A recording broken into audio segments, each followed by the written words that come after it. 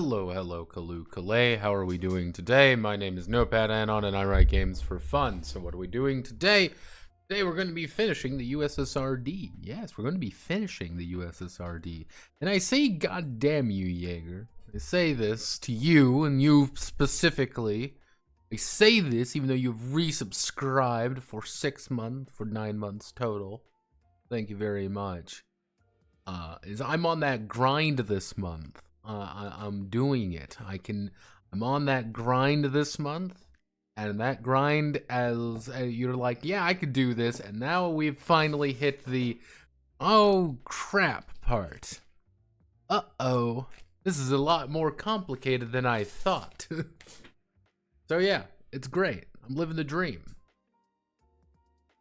I'm on that grind. I'm on that thought. So that's why we're deving today. Welcome to the USSRD. So I did a little bit of work. That is a fucking understatement of the century. Few things I did.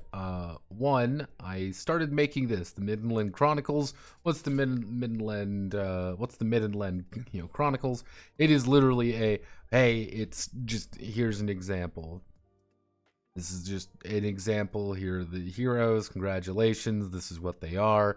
And here's a legitimately what their character would look like at the end. It's very basic. Nothing too exciting. What I should do. Yeah, okay, no. So what I ended up doing is what I should do anyway is go here and let's see, we have our martial class.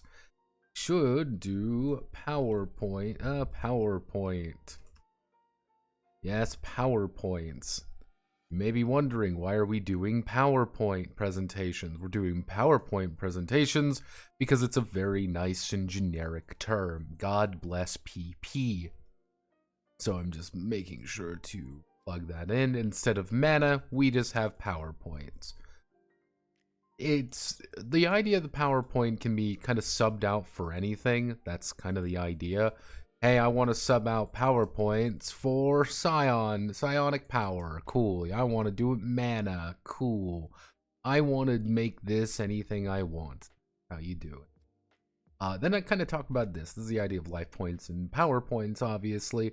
And I gave a couple people different ideas of what happens. Easy one is you die at 0. You get knocked out, and you die at -10. Hey, you pretty much get a number of extra lives. And you get knocked out at 0 life points, but you can resist death. What does this mean?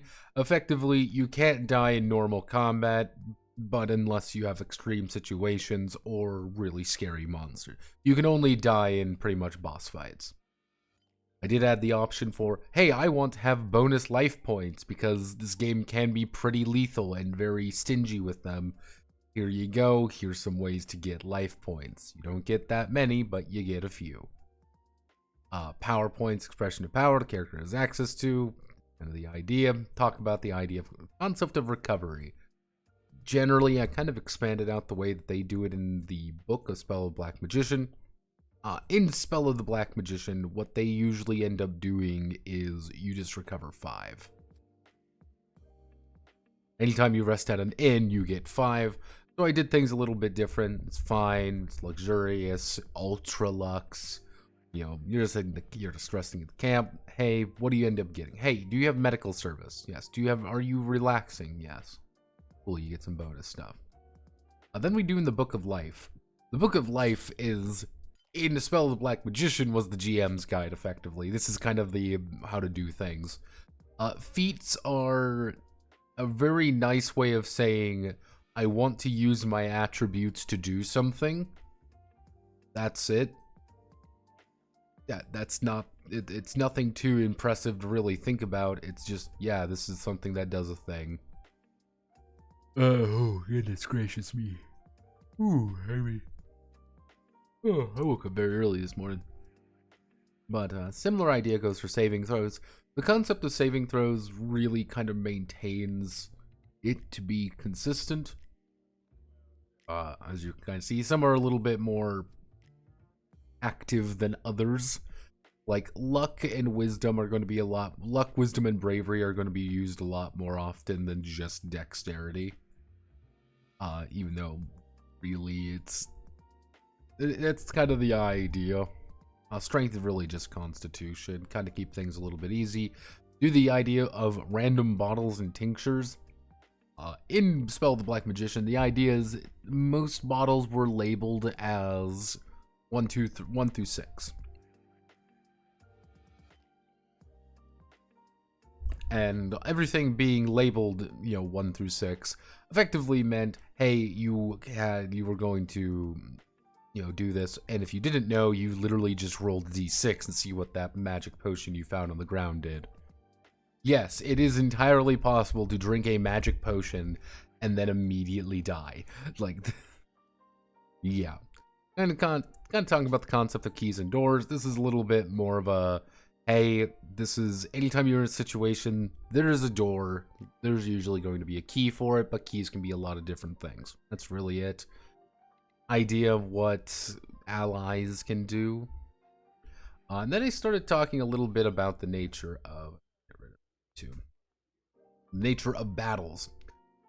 And I got to the skirmish and melee section. I'm like, okay, I'm getting a little bit ahead of myself. Effectively, in this game, most people can only take one action. And after everyone has, go back and forth, kind of going back and forth, round ends, it begins again. So, effectively, you don't actually get many actions to do things with. You can attack with a weapon, perform a feat, use a power, take an item, or attempting to retreat. Those are legitimately the only things you can do. Or take no action. You have that option as well. You may be thinking, okay, what about some tactical battlefield movement? And that really doesn't exist in Spell of the Black Magician or Enchanted Country, really. You are stuck in a little bit. There's no map really to speak of. You are engaged or not engaged. Those are the two states of being. Kind of do the concept of what you want initiative to be. This is default. These are a little bit more back and forth. And here's the idea of the skirmish and melee. So, get to it. So, when both sides have spotted one another and swords are drawn, spotted one another, swords are drawn for battle, both sides will begin closing into combat with one another. The first part of combat is the skirmish phase. All characters and enemies to either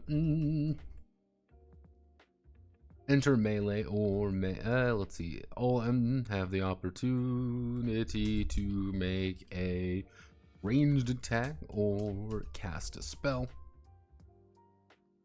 Let's see. All characters and enemies have the opportunity to make a ranged attack or cast a spell as both sides.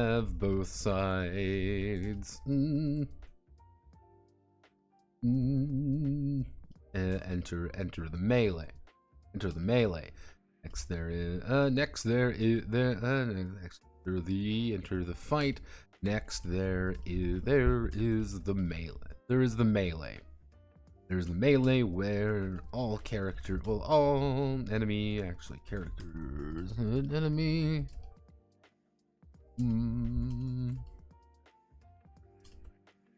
For supremacy on the field.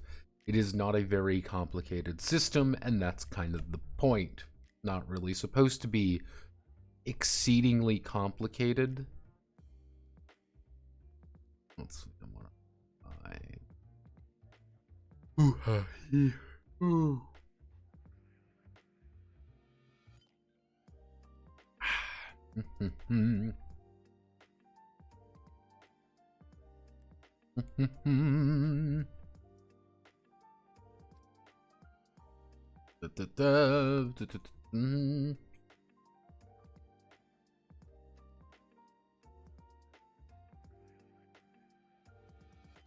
Roll 4, so deal 2 life points. 18, no, you only left. Closest to win.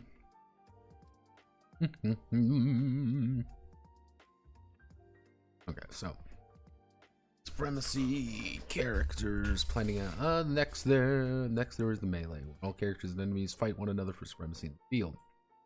During the melee, during the melee,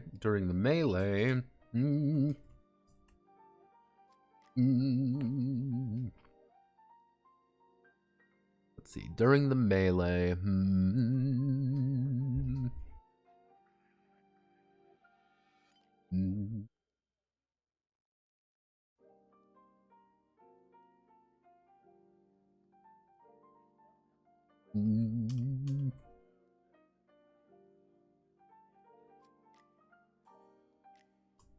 let's see. Choose any member of the opposing party to target for an attack. Target for.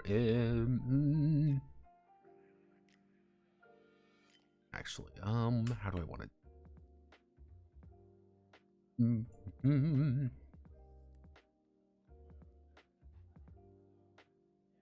Actually, no. We can do true melee. True melee. All characters and enemies. All characters and enemies.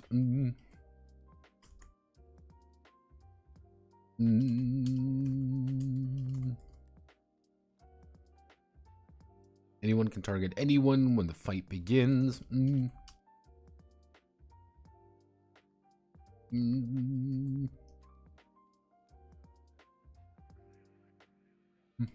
There's chaos around them. Frontline, backline. We want to do frontline, backline. So we have frontline, backline. Characters and enemies. Let's see. Characters and enemies elect to be. When actually I should say. And the melee. When the melee begins. Characters and enemies. Select whether they will be on. Let's see. Whether they will be on the front line or back line. Let's see. Front line or back line. Frontline fighter. Those in the front. Those in the front may use melee attacks. Against others in the front line. Let's see, may use melee attacks against others in the front line, while those in the back may only use ranged attacks. But against the front line or back line of the enemy.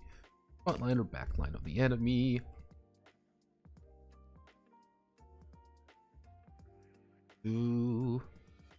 We're trying. There are also combat surrounding interaction actions like triggering a trap or pushing ladders, but those probably fun in a feat of power. Yeah, exactly. That's your generic. I want to do a thing. You are doing a feat. You are attempting to perform an action that will probably require a roll of some variety. Let's see. So frontline, backline.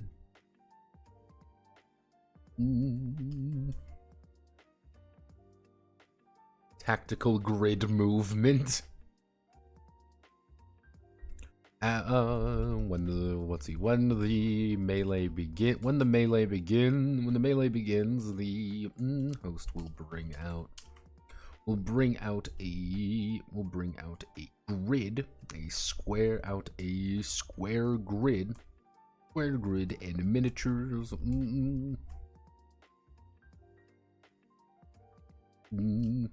Or representatives of both sides. Both sides. Each, let's see, or representatives. Will represent. Also being out square grid miniatures. Representatives from both sides. Actually, do we even want this? No. You know what? No, we're not going to add tactical grid.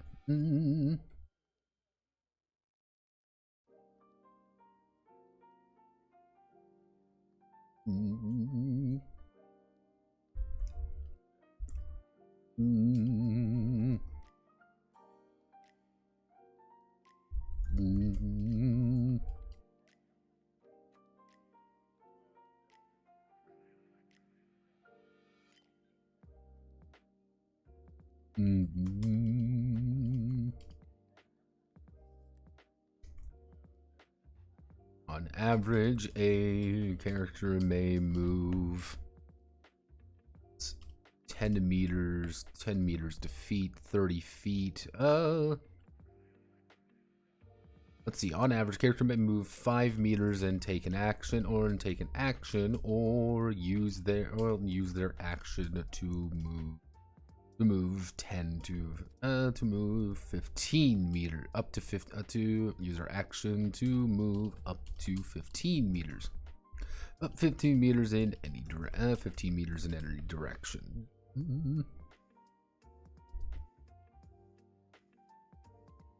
Actually, no, it's may move 5 plus dex meters. 5 plus dex meters.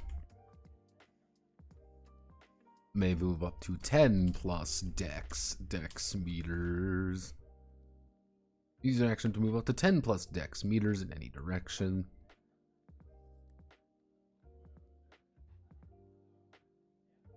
You can copy system from metaphor for advanced combat option. What is the what? Nani? If you were to write a game that takes something non-combat, explores with all as much detail as combat, how would you go about it? See, it kind of depends on what non-combat thing you want to do. Like, you want to do, like, social encounters? That's an entire another, like, nightmare beast to encounter. You want to do something like travel? That's a completely different beast. Like, it kind of depends on, like, what exactly you're looking for. There's quite a few... There's quite a few different things to explore. It kind of depends on what it is. The Bratty Toaster Diaz.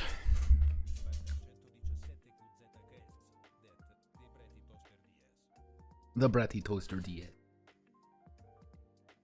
What do you mean from metaphor? Nani? Or you can move in front or back and choosing attack or spell. Frontline deal more damage or take more damage, but back deal and take less damage. Spells are unaffected. Oh. Yeah, no, that's yeah, we can. That's just pretty much like an advanced frontline, backline. I just want to give some like really basic options here. Yeah, these should work. Nothing too excitable. Let's see. Actually, we want to do. Okay, now things get a little bit weird. Okay, so when a character or enemy makes an attack throw, they will be targeting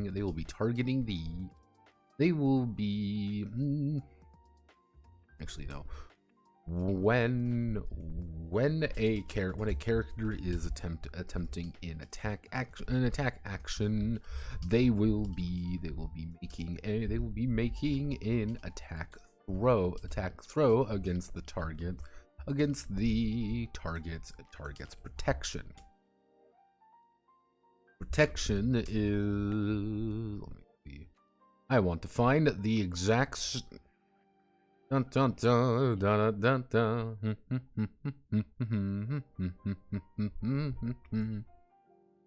Max protection. So let's K18.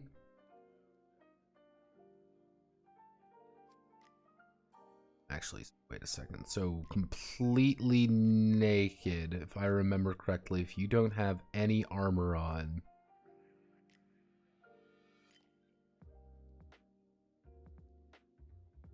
Actually, what's your default protection?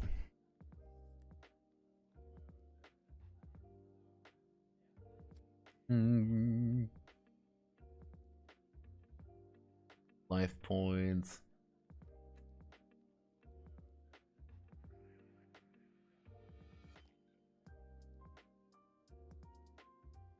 Fuck.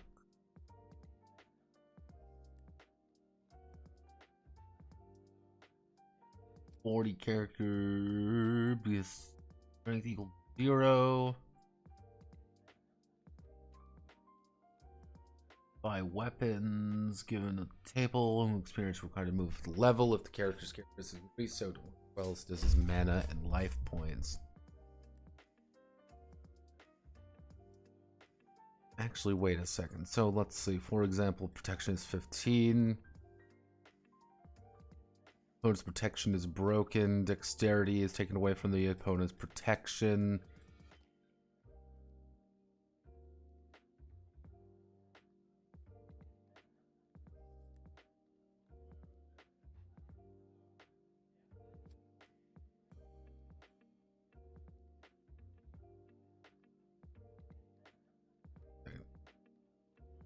Without armor, 9. Okay. Okay. How do you do, my fellow slurs? Hello. Let's say mobility as an example. Not travel or long distance, traversing a city with style. Like, even things like that. Like, there's a lot that goes into something like that. I don't know how I would want to do it. And again, you know, people actually put out a lot of suggestions with the parkour video. Unironically, there's a lot of good suggestions with it.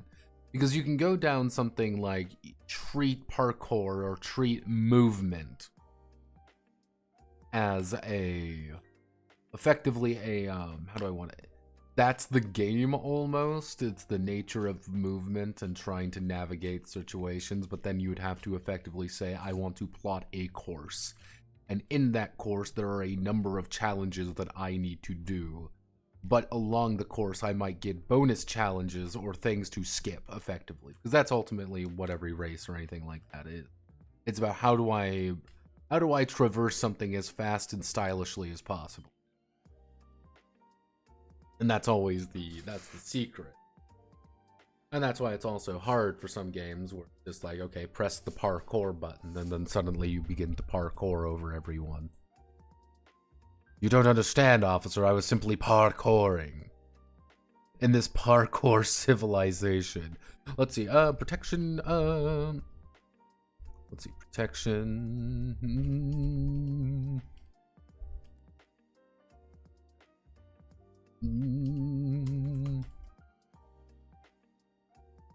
Let's see, protection is a measure of how well defended a character is from damage, and and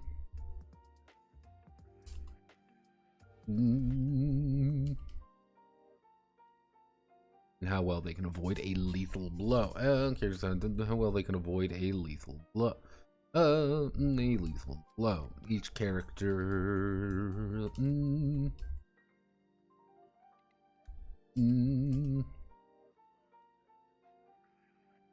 What if we go to 8?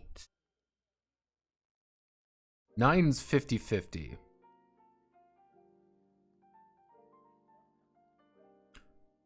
Is that a good idea? Actually, I mean, I guess that is... Yeah, I guess 50-50 would be accurate. Just... I'm attacking you, here's a 50-50 to hit. Yeah, I guess that works. Whew.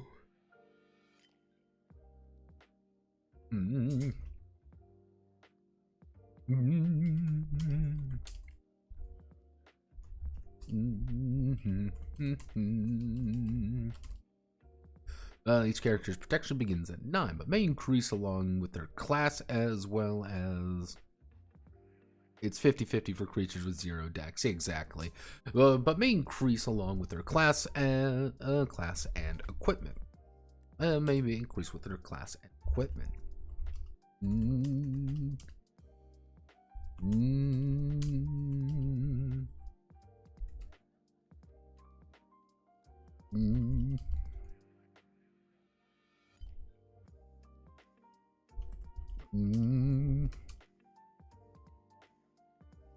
They'll make an attack throw with a K8 with a K18. If they are attacking in melee, they will add their dexterity. But if they are attacking at range, they will add accuracy.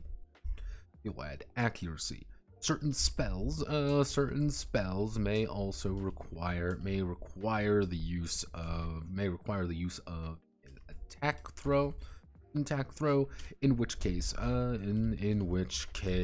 wisdom will be used. In which case accuracy or wisdom will be used.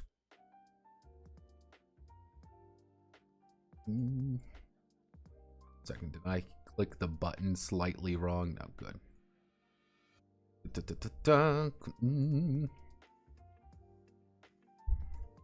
Let's see if the character is successful, they will roll their weapon. They will roll their weapons roll their weapons damage. They will roll a d6 and consult their weapons chart. Consult their weapons chart like this. And they will consult their weapons chart like this. And we're going to do... We'll do a broadsword. Everyone likes the broadsword because it's a nice, good example.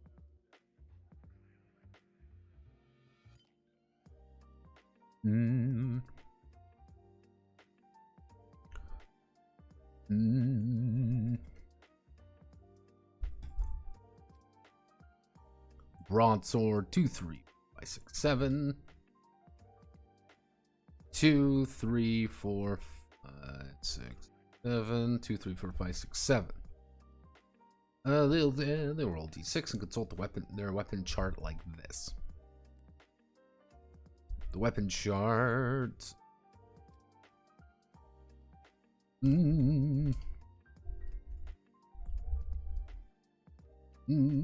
For example, if they are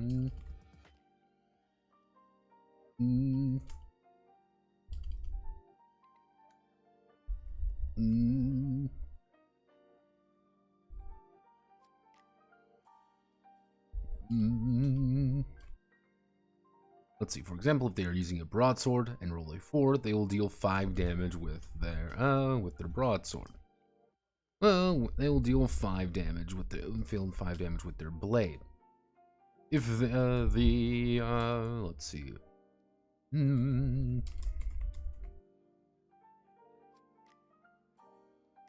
you add?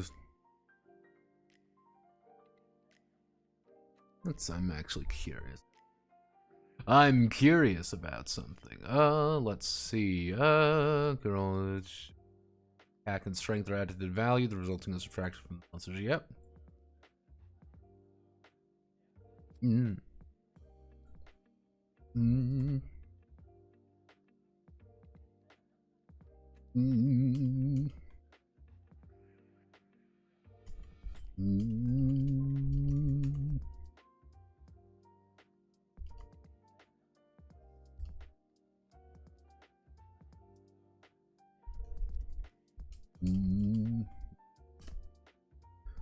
They will roll d6 and consult the weapon chart like this. Consult the weapon chart like this. For example, if they are using a broadsword and roll a...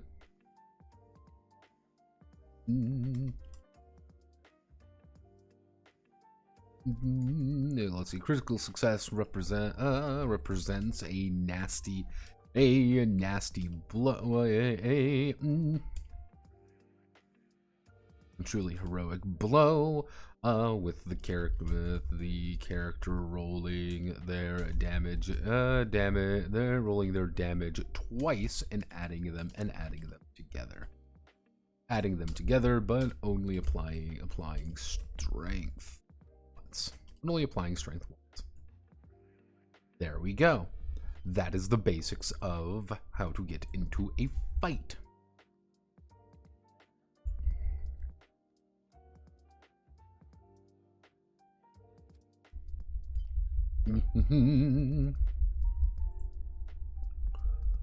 Let's see.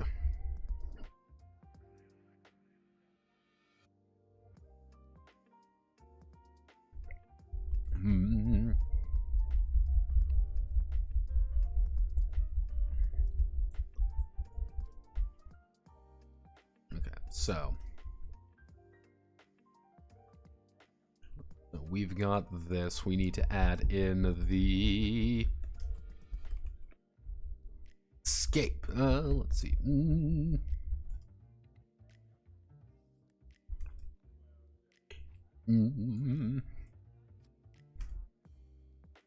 No, let's see. Courage.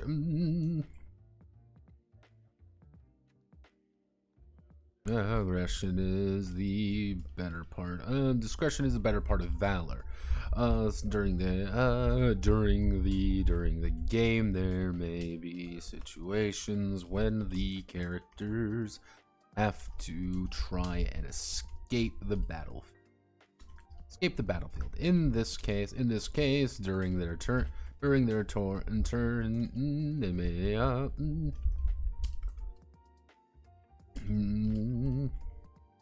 healed by making an escape throw. They will make a throw and consult the table to see if they can actually escape. If they succeed, they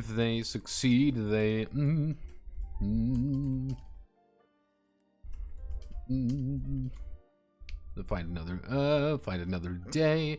If they fail, they are stuck into the combat and cannot leave.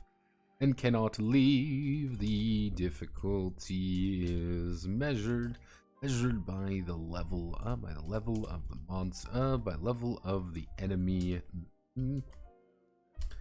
they are fighting. We do that. You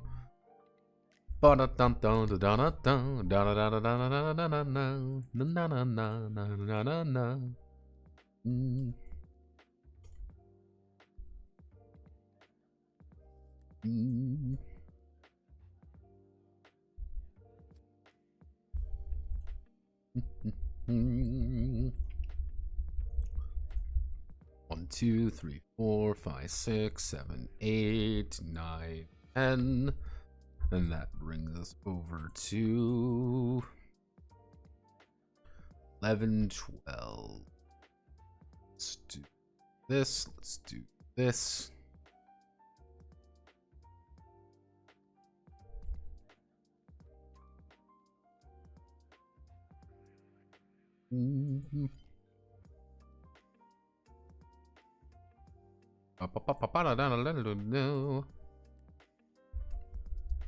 Actually, we can extend that a bit. We'll extend that a little bit. There we go. So it's 10, 11, 12.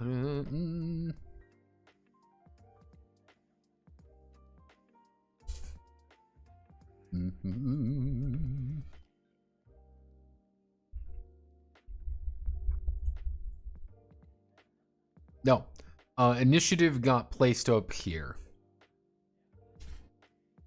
I put initiative higher up because it makes a little bit more sense to talk about initiative earlier.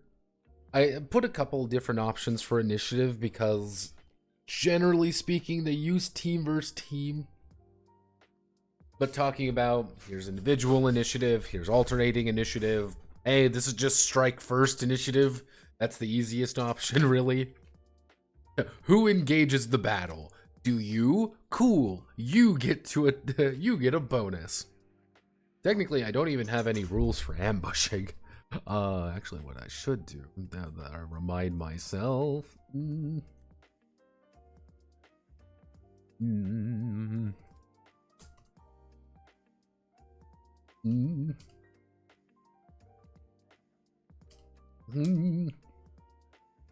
If the characters are ambushed or ambushing, they will.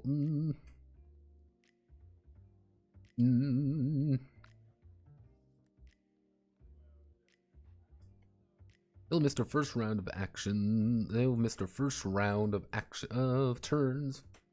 They'll miss the first round of their turn. They'll miss the first round of their.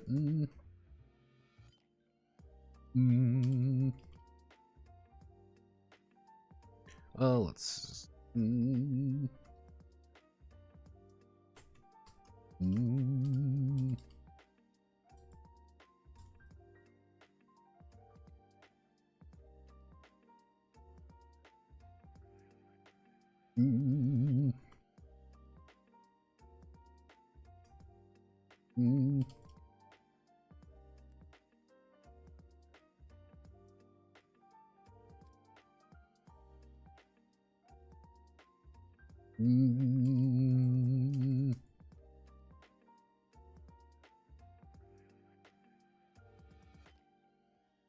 skirmish crowd.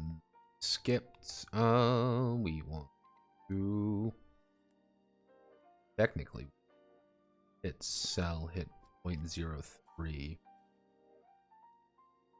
There we go. 0.03.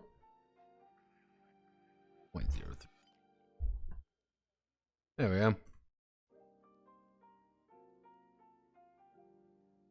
Getting ambushed by Nazgul means you get your shit rocked. They make an accuracy throw based on...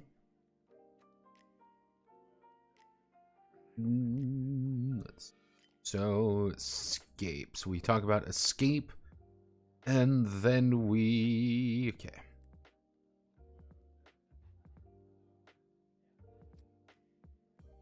What do we need to talk about? We need to talk about how enemies work. We need to talk about how enemies work. Enemies are not too complicated. Enemies.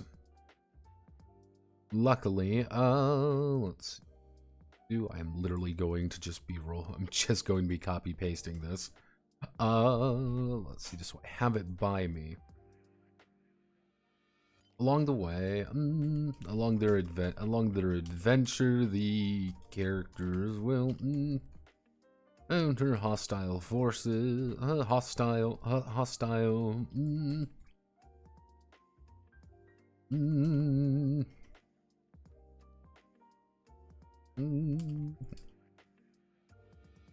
Well, let's see. That wish to hinder their efforts or have them for lunch.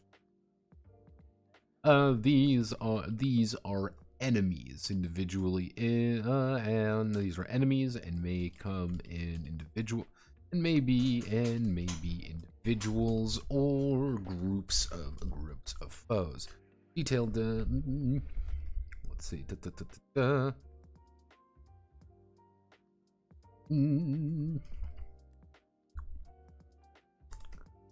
Let's see. When the characters first encounter an enemy, the host will only tell them two characteristics: their level and their protection.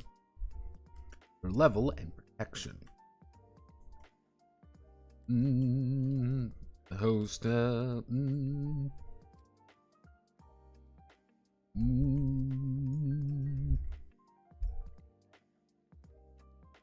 Let's see. The host is not required to disclose any further information, but a wisdom feat.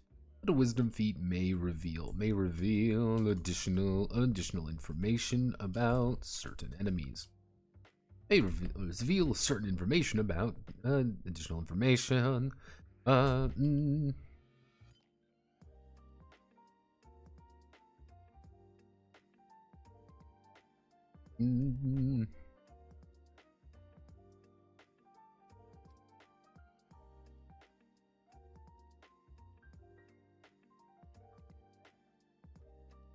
Let's see. So,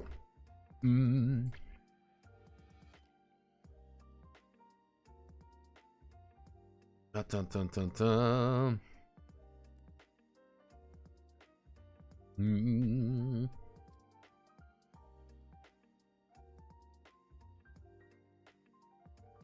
How do I want to work? Technically, if I go spell the Black Magician, if we...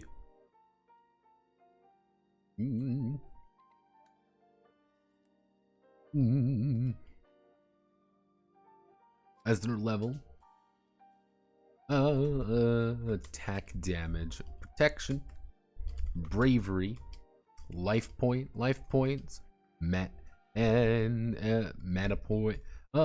points, and may also actually I should say power points, and may possess a special ability, special ability or special attack. Special ability or attack. Yeah. Hey, you want to fight a berserker? Yeah, okay. Actually,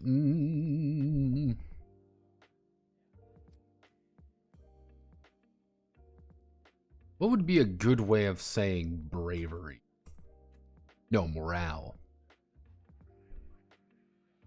And morale. Let's see.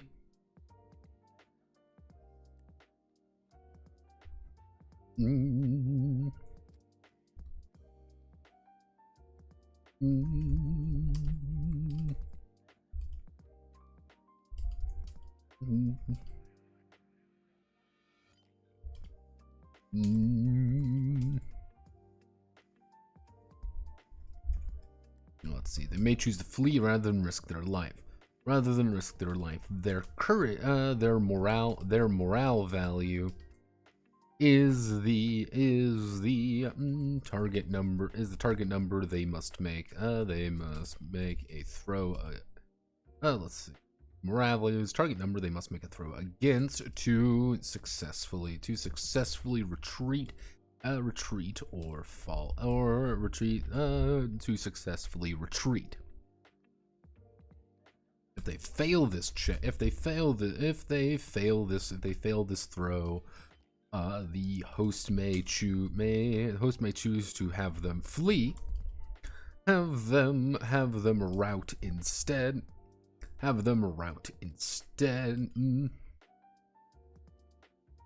removing them from the battle, but allowing anyone in the melee with them to make a free attack against them. Make a free attack against them. It's kind of like the idea, like, oh no, the enemy wants to run away. The enemy is like, I want to run away. And they're like, okay, there's no reason why they wouldn't just book it and leave, but instead they are now going to rout. When they rout, it's them throwing down their weapons and running away. And that means you can get a stab in on them, or you can slash at them, or hit them with an ability. It's something like that. Very small, very easy to do thing.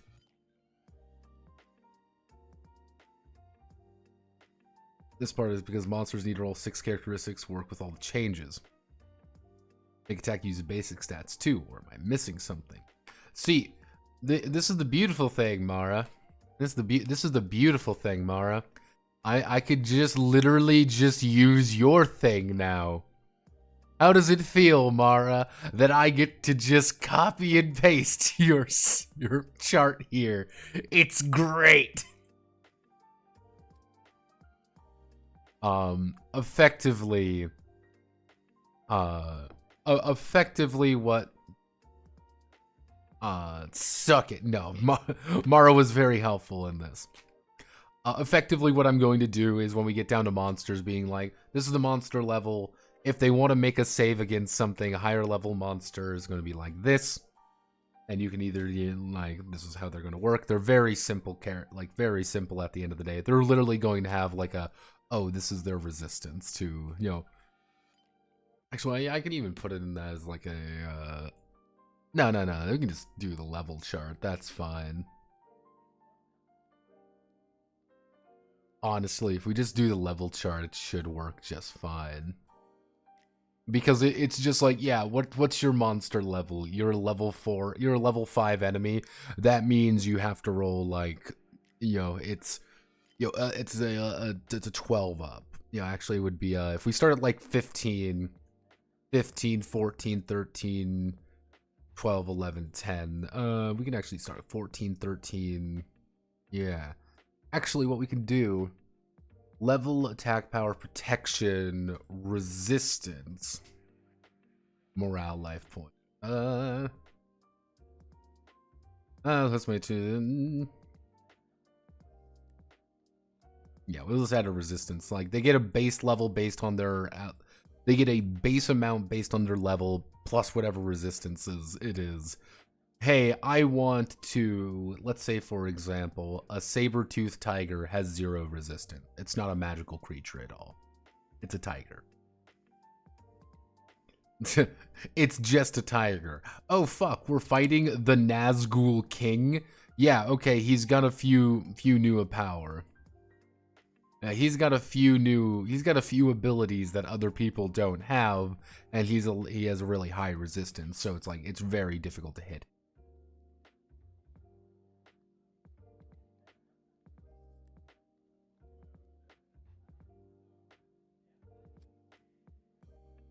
I mean, only with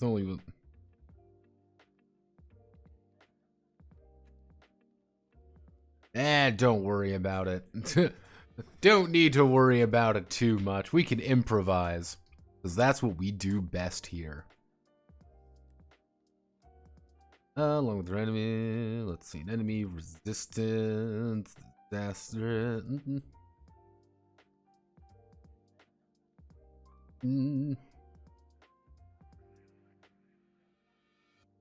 That leads to the Black Magician.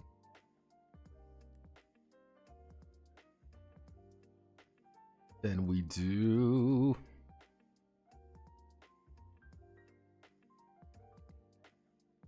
let's see, so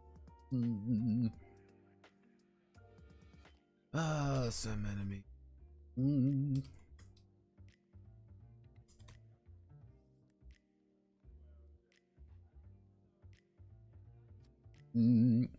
Let's see, some enemies will have special, let's see.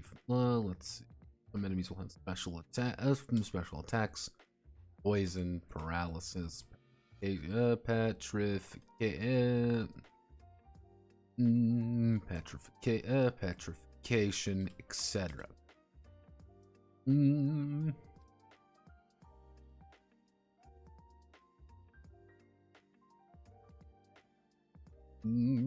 That's means that sounds broken through the character. Rolls K18.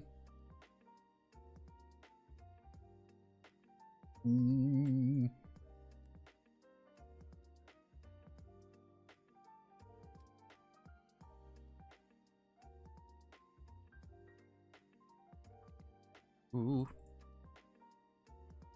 Okay, so we need to when he breaks through, he has to make a roll. Okay. Somebody with special attack, poison, paralysis, petrification.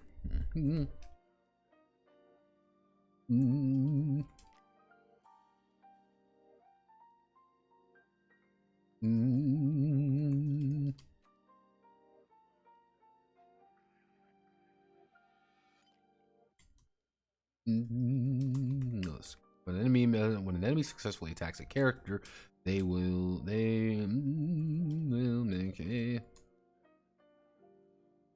make a special attack throw.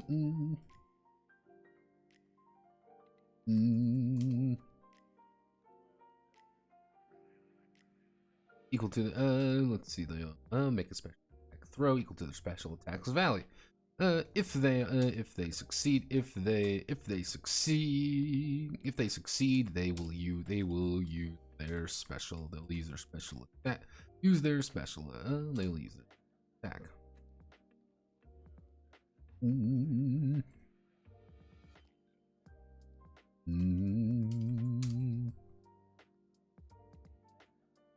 No, such as powers or multiple weapons are used.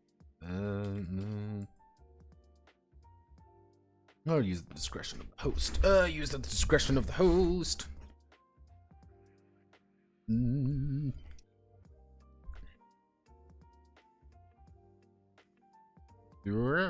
Wow.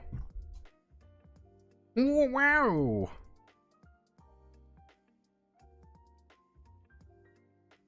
Glaciation was dumb. Glaciation is silly. Attack description then, but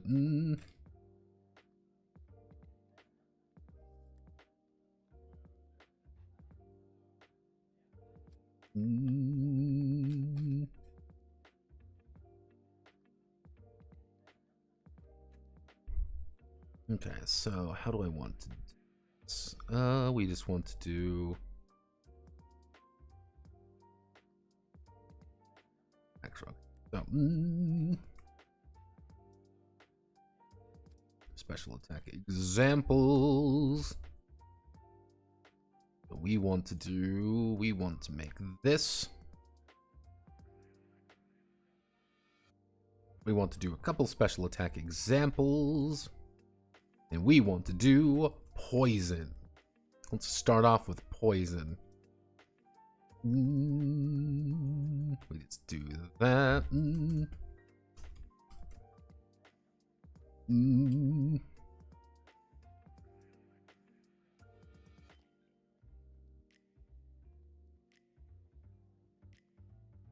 Let's see. The character is poisoned. At the end of the round. Let's see. One life point is taken away. At the end of the round, one life point is taken away until they take in.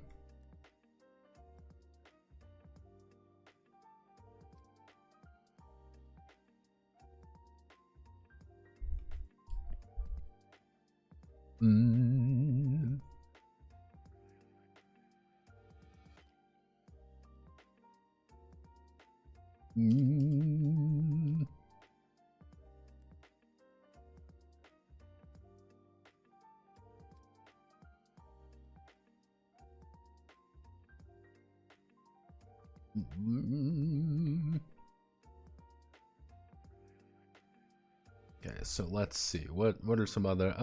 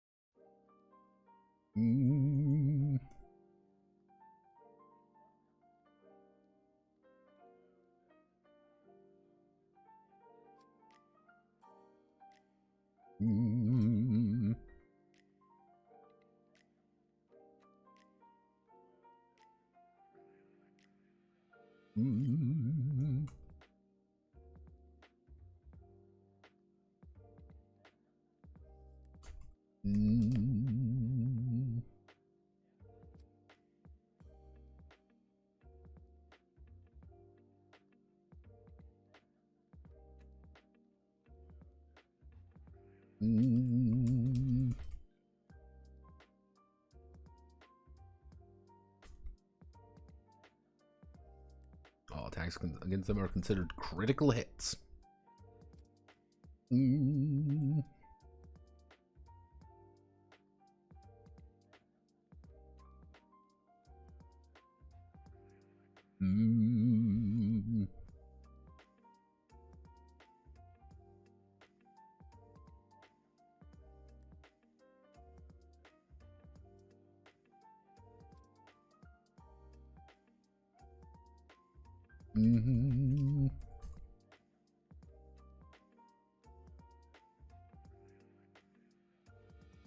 Wisdom throw against magical paralysis. And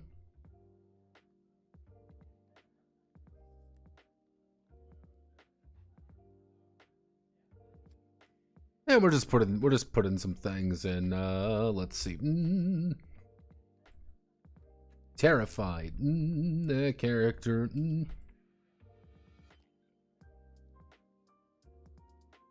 Characters scared out of their mind. They're scared out of their mind. And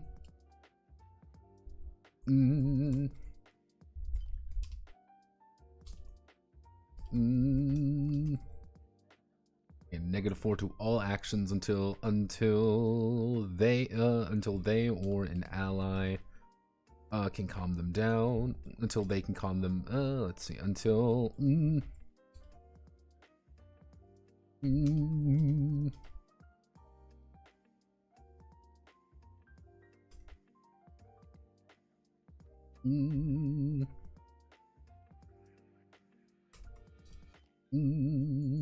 Bravery throw against fear. Against terrified. Bravery throw against terrified. It's pretty easy. It is 10. but it's -4, so it's technically 14 if you have 0. Like, yeah, that means, you know, someone who's brave and heroic is going to be able to get through it a little bit more. Let's see.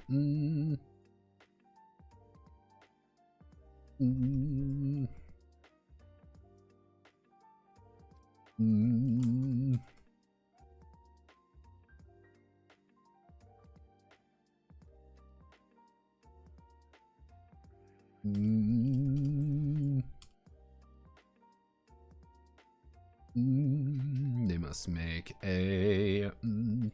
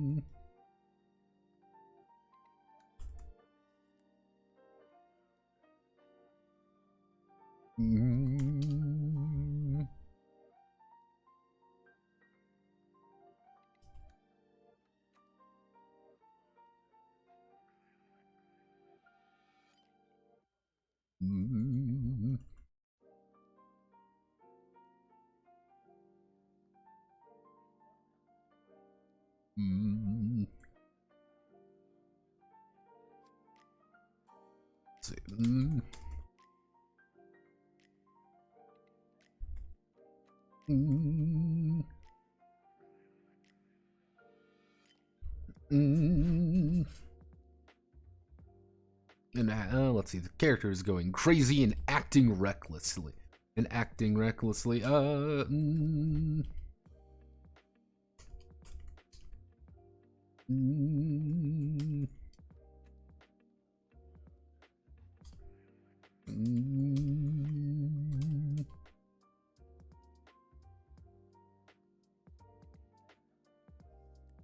The driving enemies to target, they'll target their allies. This would be and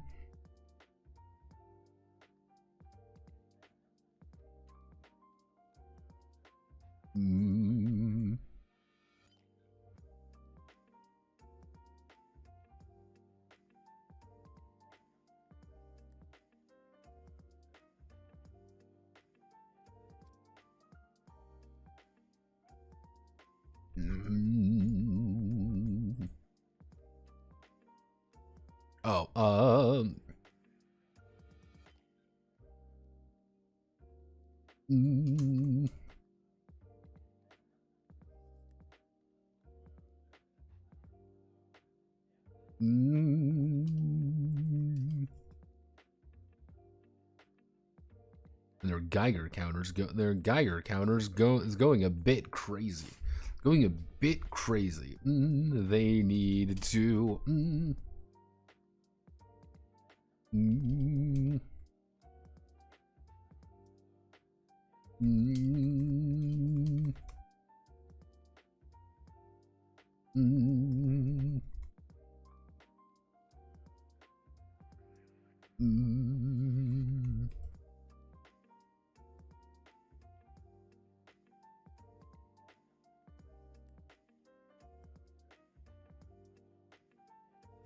strength throw against radiated. Yep, 18.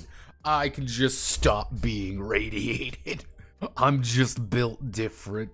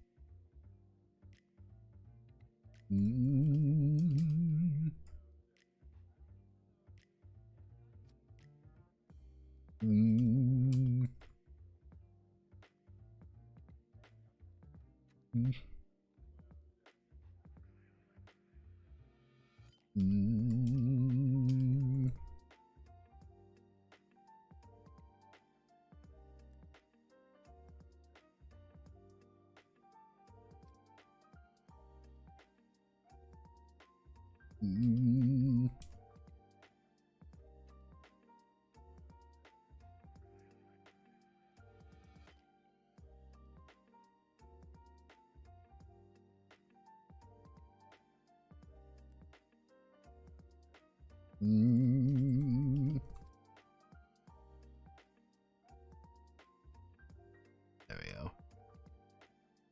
Do we got any more? Let's see. Do we got any more things that we should add for special conditions? Special things that an enemy can do against you. Oh no, you've been bitten by a zombie, and you now have zombification. You need some zombie gone. You know, or something like that. Let's see. What would be some other good things enemies can do to you? What would be a classic. A classic.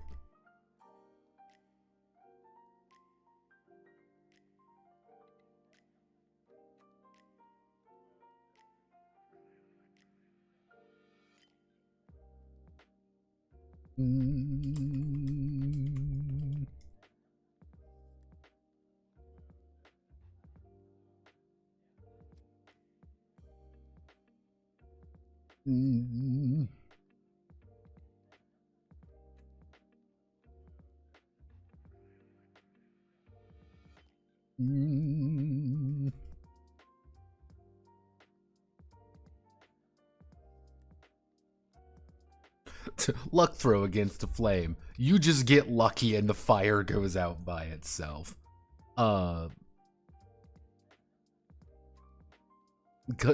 We're gonna put glaciation in. We want glaciation. Glaciation, God.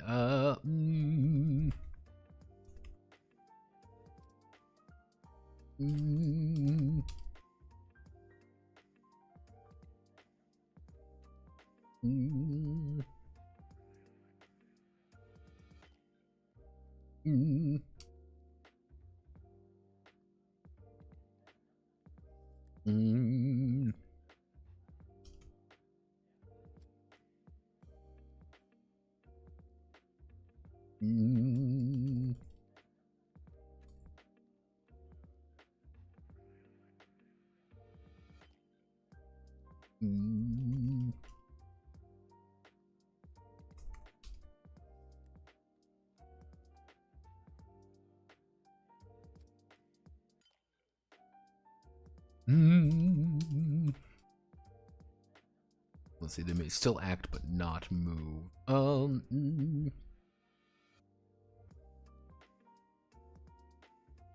Luck roll against glaciation. We can do is strength throw.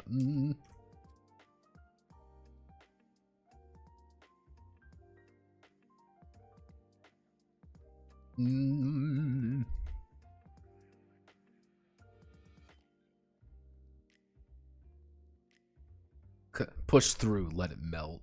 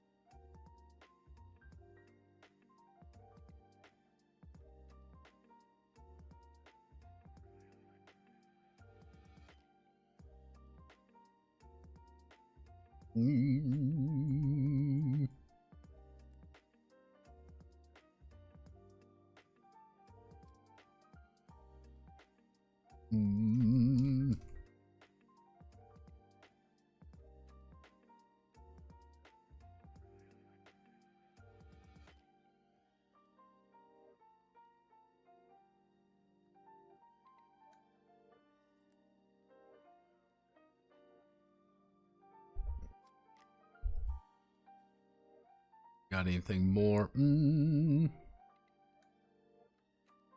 Ballooned. We are not adding in ballooned.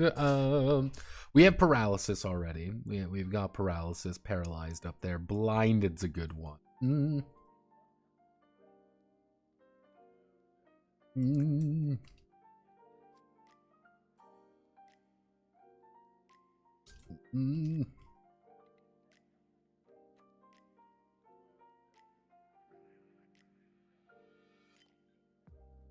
Mm.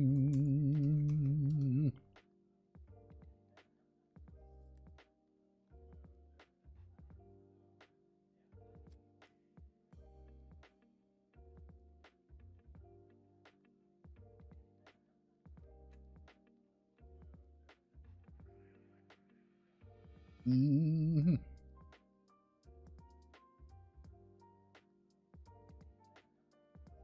Mm.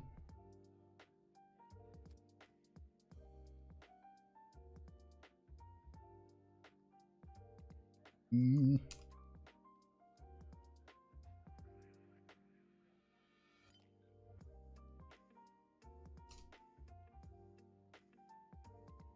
Mm.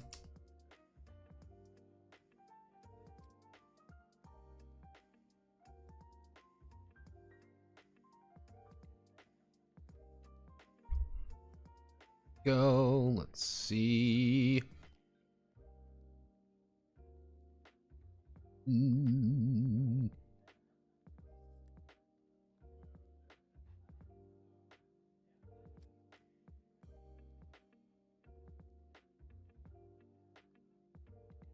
Mm.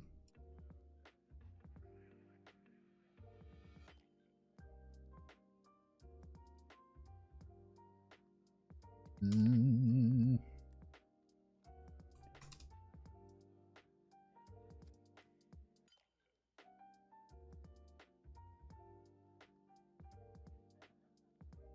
Mm.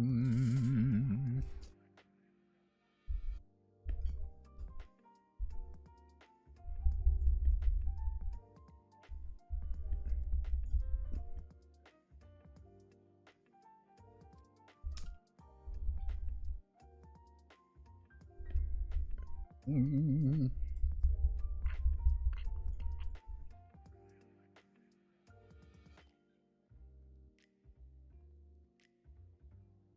Mm.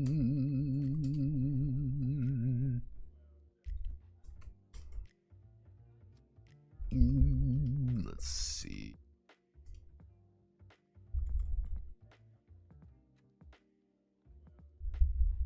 Mm.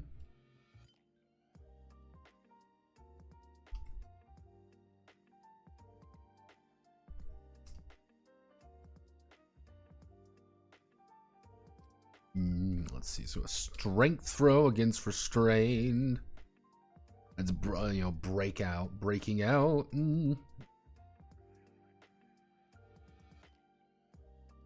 we have a dexterity throw against restrained. Slipping out. No, a little bit easier to do the dex throw. Let's think.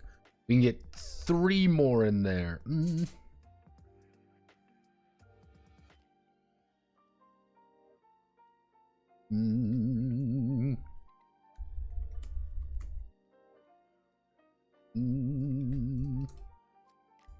That doesn't sound good. Let's think. I like marked.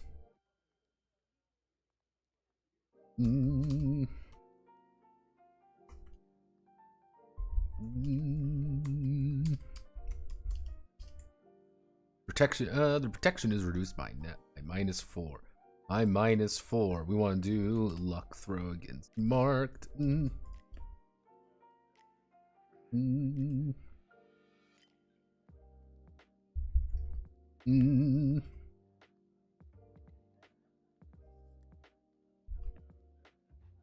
Slip away. Bravery throw against.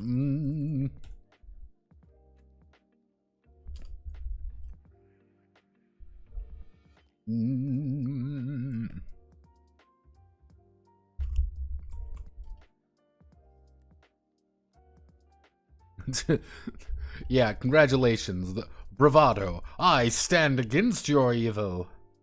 I did not hit I did not oh, hi marked. Let's think.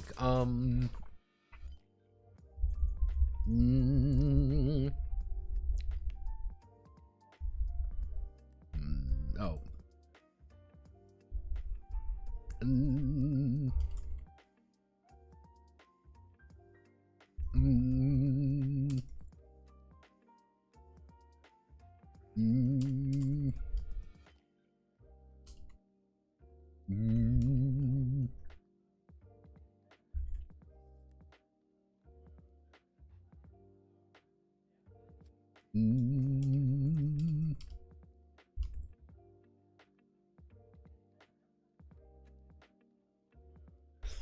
Mm. Mm-hmm.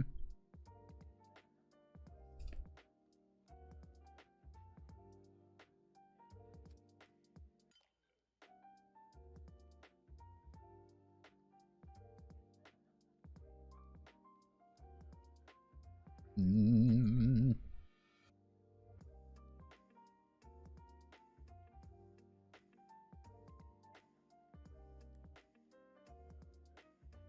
Mm. There we go. So you can do a succubus fight if you want, or something like that. Let's see. Curse is a good one. Has been.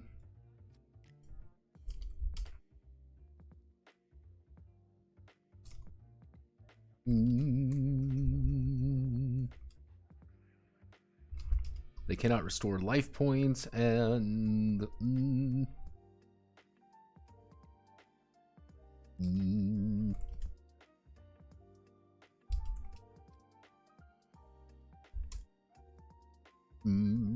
so wisdom throw against cursed. It's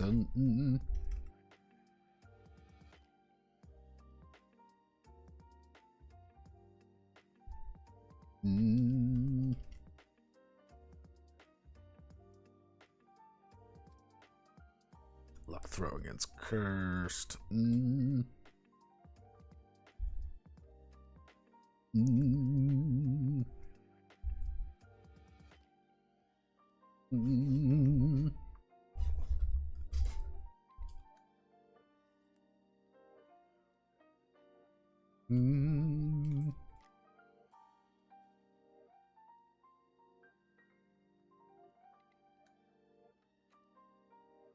There you go. Why? What? How does luck help you? It's just a 4-leaf clover in the pocket kind of thing. It's just like you're just naturally lucky. Life seems to just work out your way. Somebody me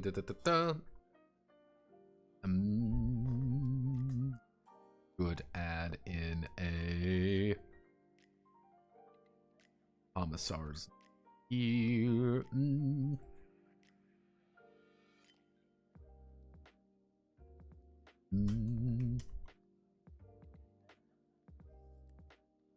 We're going to that. We want resistances.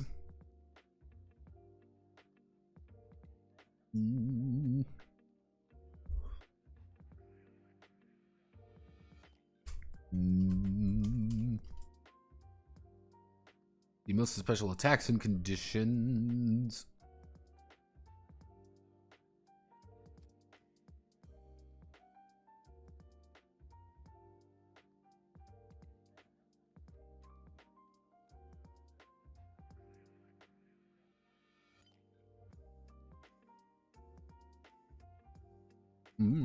Most special attacks and conditions.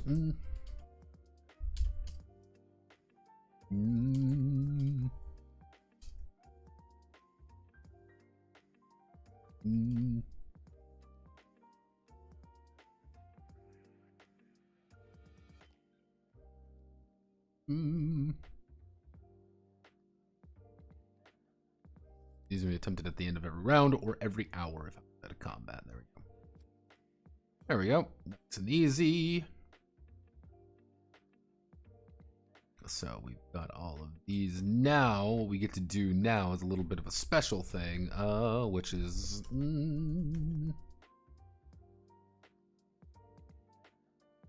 actually I get to grab our green one.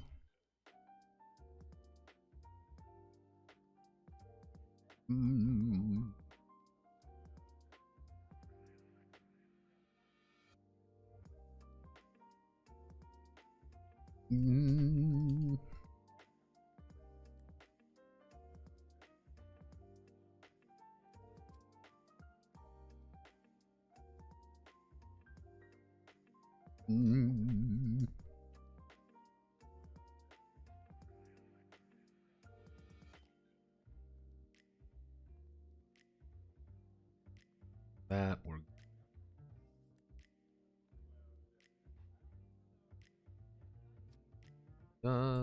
yeah.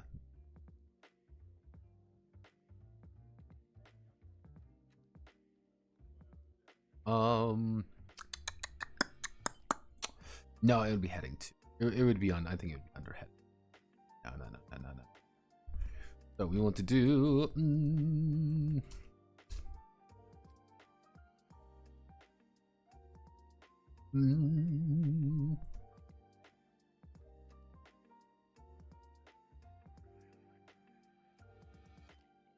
I'm getting pinged again by someone. Who's pinging me again?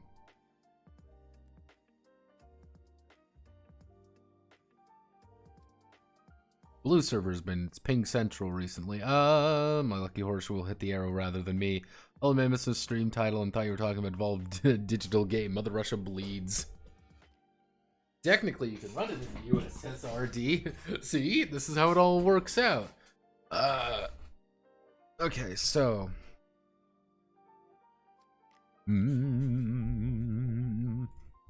Not every let's see. Not every adventure will.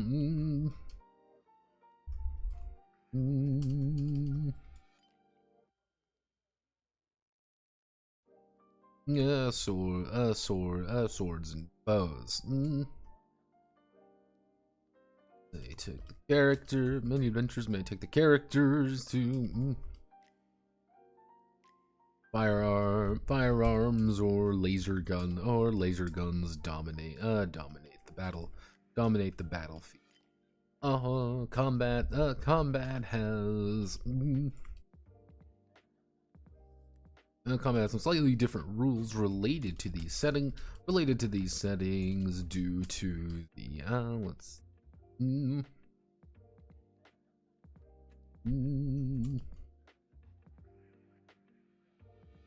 due to the difference in scope and range. That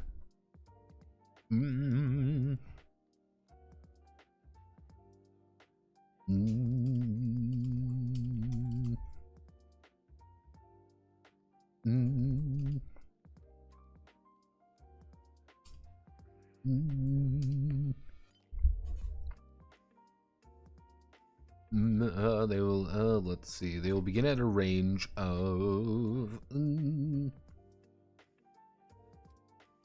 they'll begin at it'll be horizon.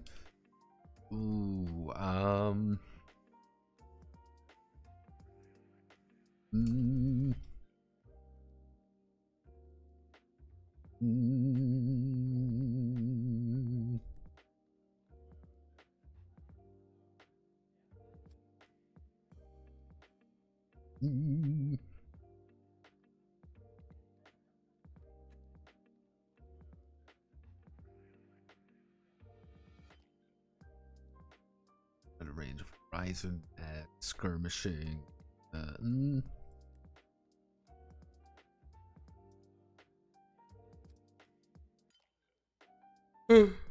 Oh goodness gracious! Range of horizon. Effectively, the idea is we're just adding more spaces here. Effectively, because right now the current state of affairs is. Open up my.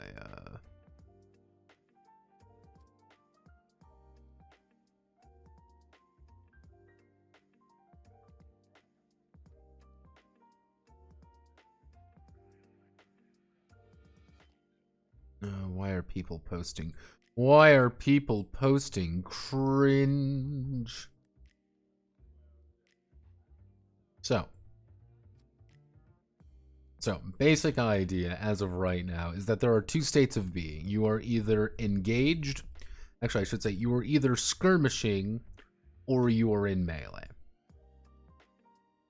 Side rule, a side rule effectively says there is also technically the back line to this, but that is a side rule. I cannot assume people will use that.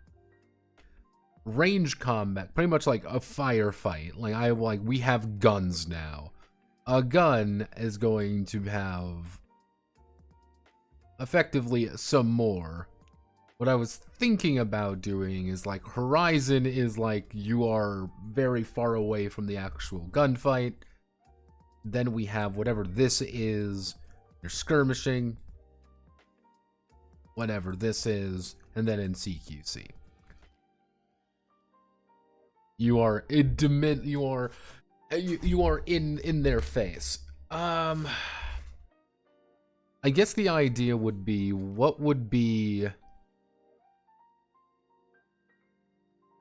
like you're clearly engaged, but you're not fighting actively? Hmm.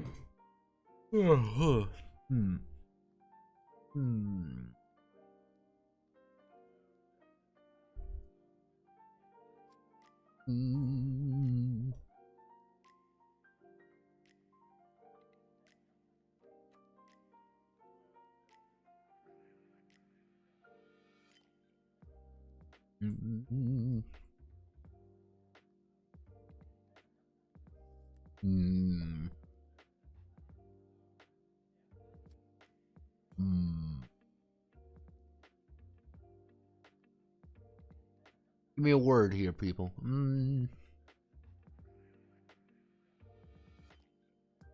Both sides spotted one another and take position. They'll begin added.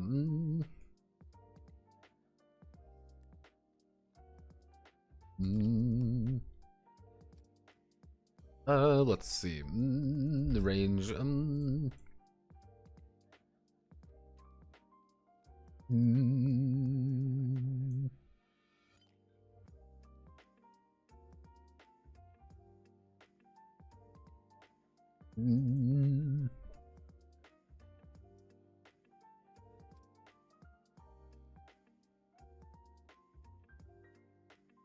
Actually,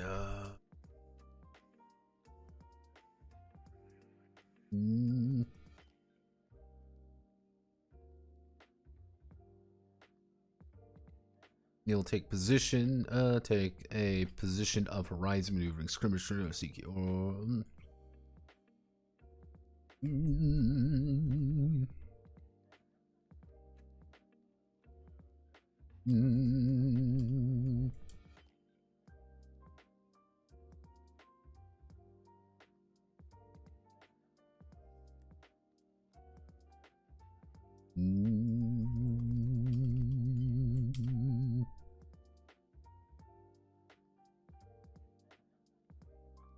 These positions measure what the character.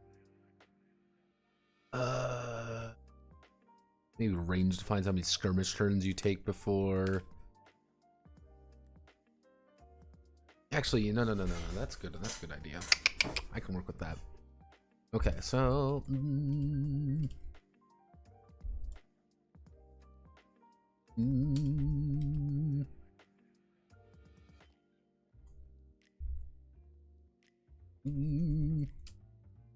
Let's see. They will need to decide. They will need to decide their position. Maneuvering, skirmishing, shootout.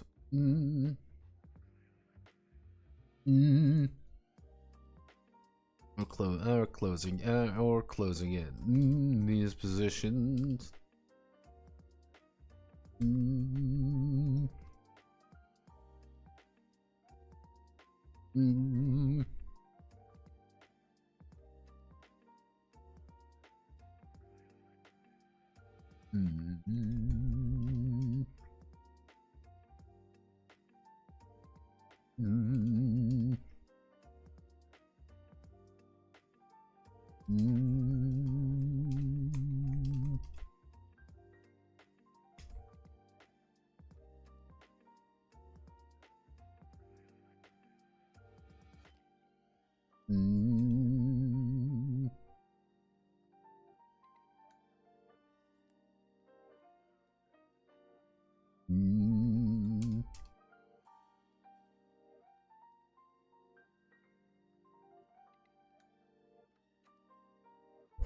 when a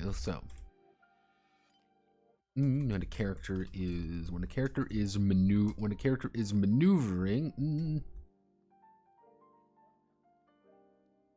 they cannot attack or be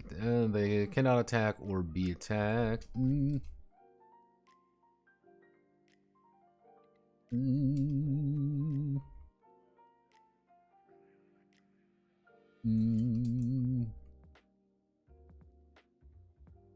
Maintain their position. Actually, how do I want to do this? Actually, when a character is maneuvering, they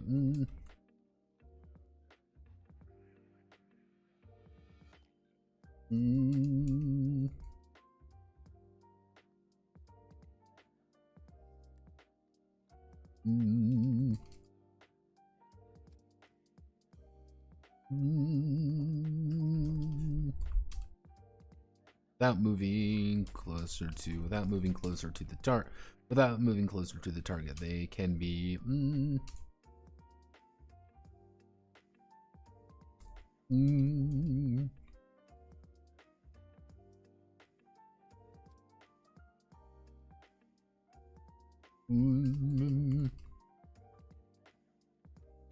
their base protection is set at 12.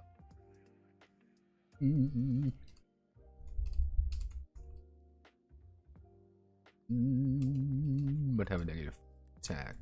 When a characters who are skirmishing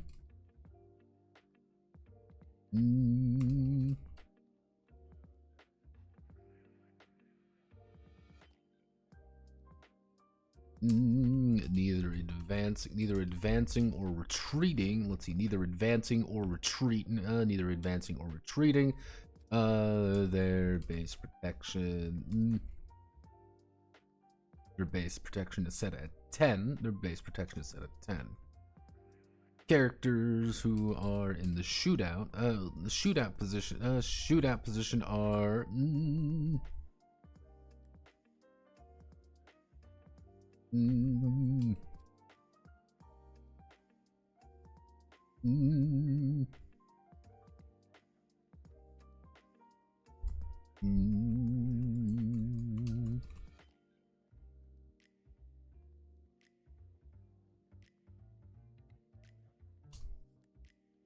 let's see.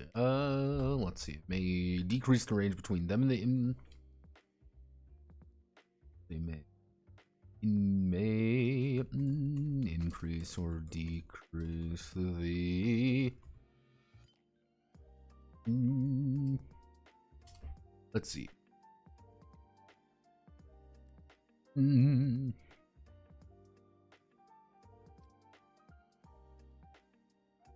Character, let's see, it may increase or decrease the range they are from an enemy by +1. Their base protection set at 9, and they're set at 9, but have a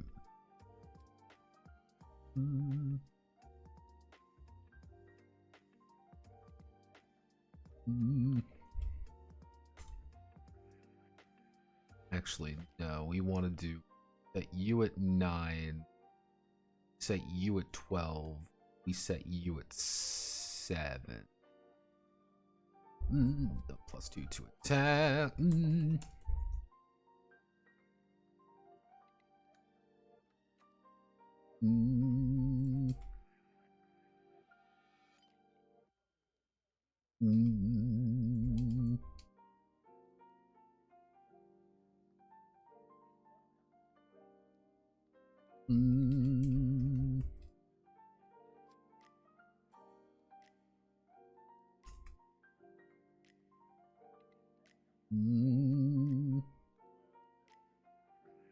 Random question, completely unrelated to any game I'm currently in right now.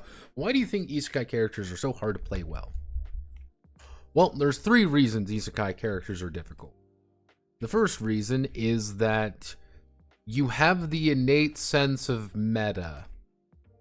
This is a very weird thing to understand, but it's, how do I want to,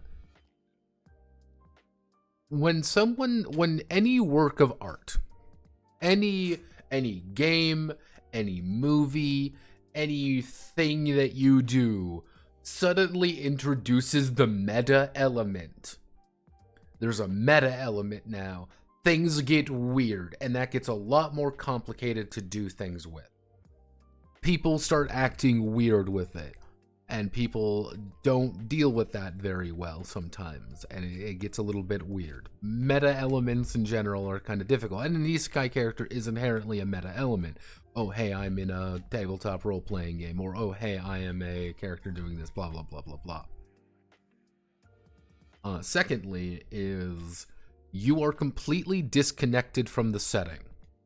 Now, it's one of those things where, let's say for, like, if you've ever read or done anything with an isekai, like, we have like an isekai character. Let's just say we have our isekai character, apropos of nothing. Almost immediately within that first chapter, almost immediately, you will either have a have the understanding that, oh, I remember everything now. You have this way of doing things. That means they're already a part of the setting now, but they just remember that they were a Japanese salaryman or whatever. Oh hey, oh hey, oh hey, slave princess, barbarian, other character.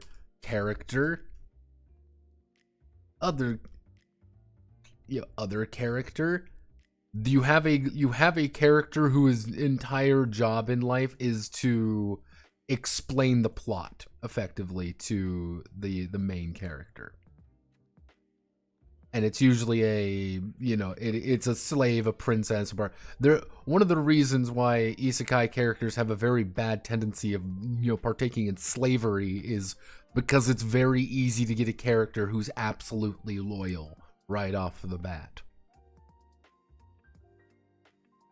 You sometimes also end up in the oh hey, I'm super duper skilled and know the setting already.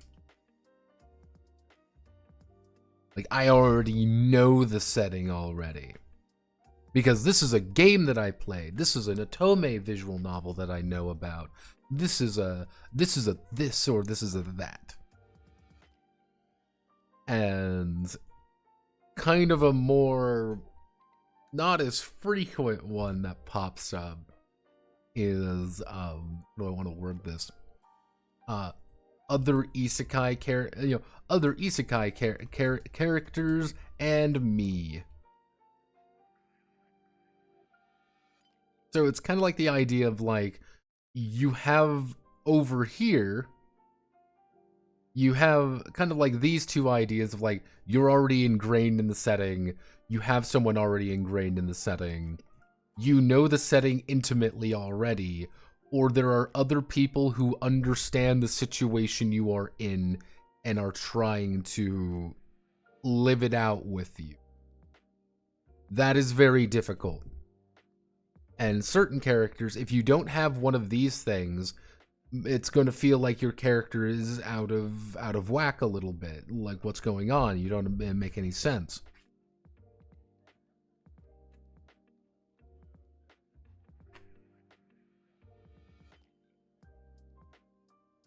And I want to play Isekai, I want to play average, MCIE maximum power gamer, also technically a munchkin. Which kind of leads into my third point a little bit, being like, there is the assumption of what an isekai character is. Isekai characters are usually extremely skilled, extremely knowledgeable, and they have a little bit of that protagonist privilege about them, which is a big thing about why they're hard to play, because protagonist privilege is a pain in the ass to understand, and a pain in the ass to deal with. being Baki, where the fantasy has the misfortune of dealing with a Baki character now. But it's even with the Baki character, where it's like, that's the entire joke, arguably, that he doesn't give a shit about anything else. Yeah, you need plot armor. And arguably, that's what makes certain stories interesting. Oh, hey, this character's got a little bit of plot armor. He's allowed to do a little bit wacky things. This character's allowed to do wacky things because he's got a little bit of plot armor, and that lets him do sillier things that normally normal characters shouldn't be able to do. You know, setting, does he reborn teleport? Is he OP? And people do all at once or swap mid RP.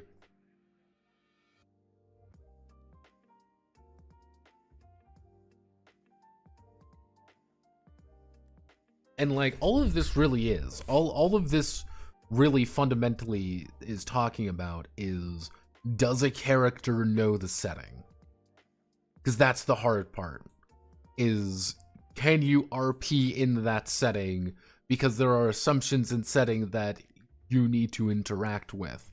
Subaru is as interesting as he is because he learns about the setting through his multiple deaths. Multiple violent, horrific deaths.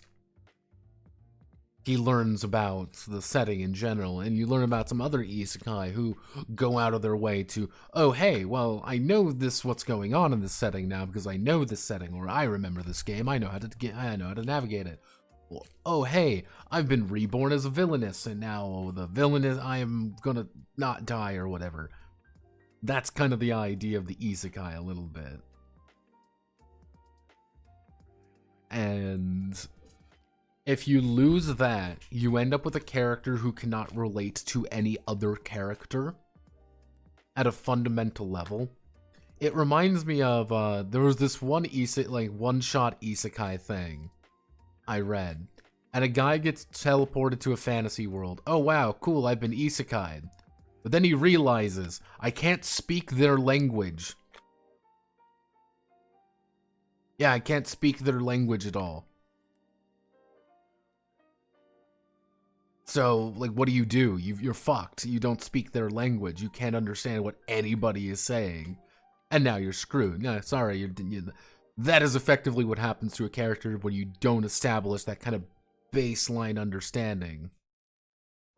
Like, yeah, if you don't establish that baseline understanding, it's a little bit complicated. And if you go to a fantasy world and you do not speak any of their languages, yeah, you're not going to connect with anyone. And that's the hard part. You need to be able to connect with the setting, and connecting with the setting is a pain in the ass. I think the worst of these guy variety present romance manhwa, when it's always female MC that teleports to the book and knows the plot in its entirety. That's why that's why Reborn. Again, Reborn's the easy. I've been noticing a lot more Reborn. I've been in this setting for a while at this point. I know what's going on. I know how to deal. Then it's more like, this is a character with unique powers rather than I am a character with, I'm a bullshit character with a bunch of other shit. Or if you get something like Tanya, which Tanya is a special kind of fucking weird. Tanya, what are you doing? I'm gonna fucking violate. I'm gonna violate the Geneva Convention. Aw, man.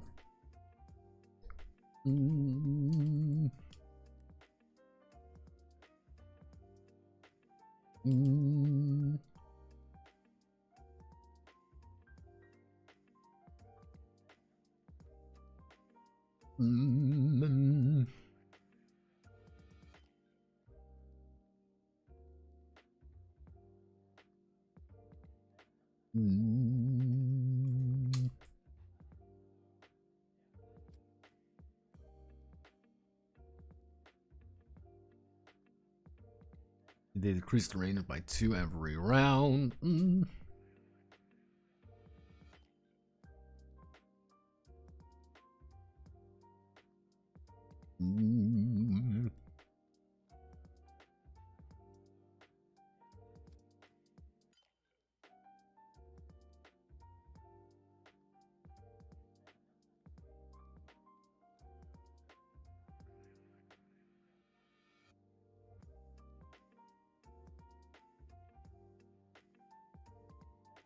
Mm.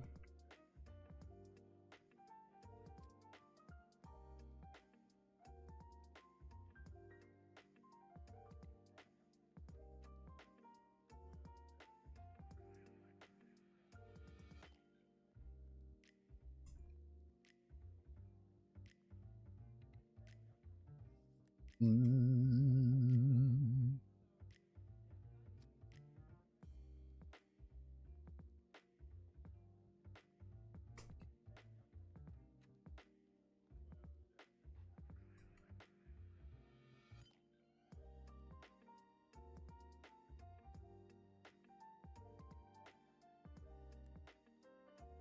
Mm.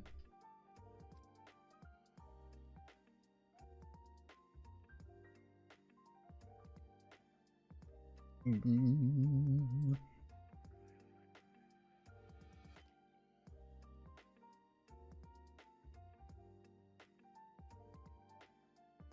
Mm. Mm.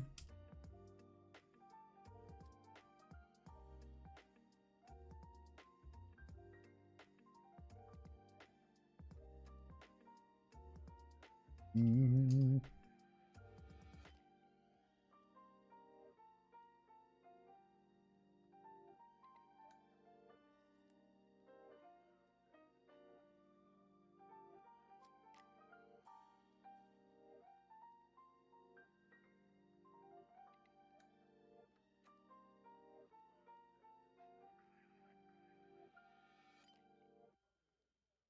Mm. Mm.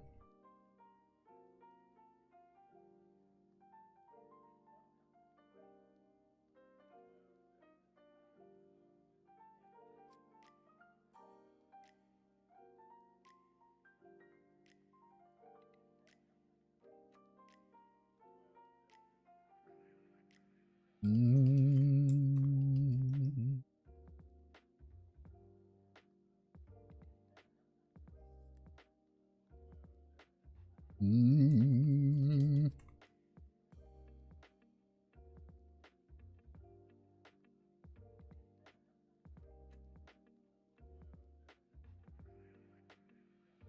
Mm.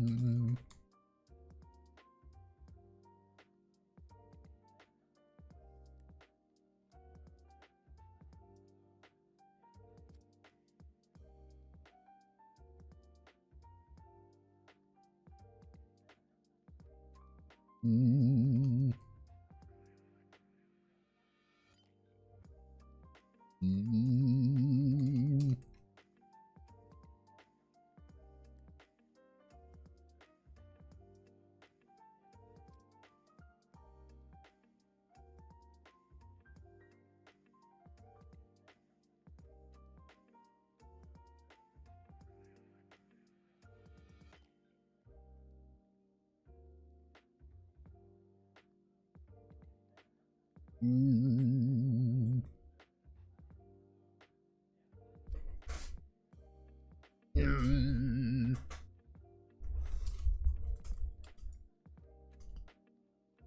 Mm.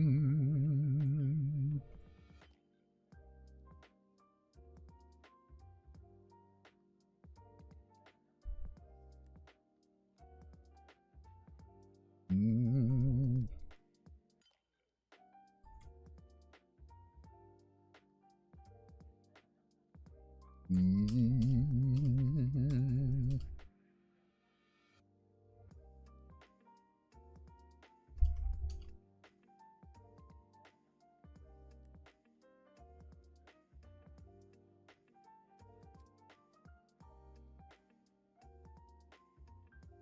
Mm.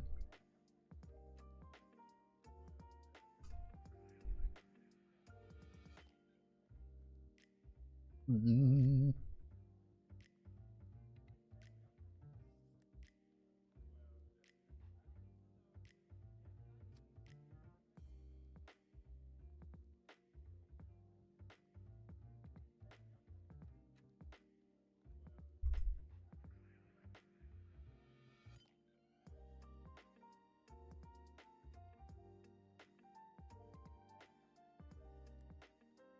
Yeah.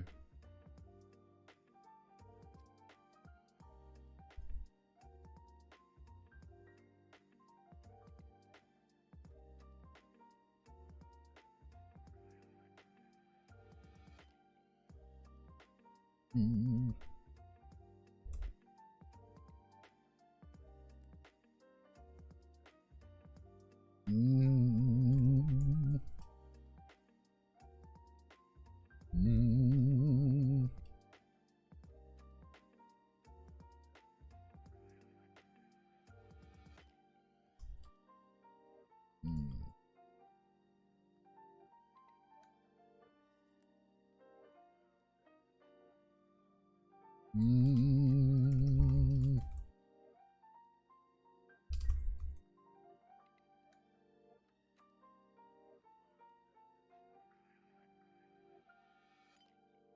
Mm.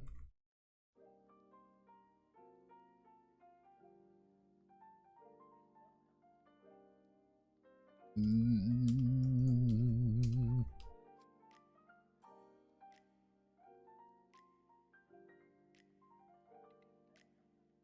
Mm.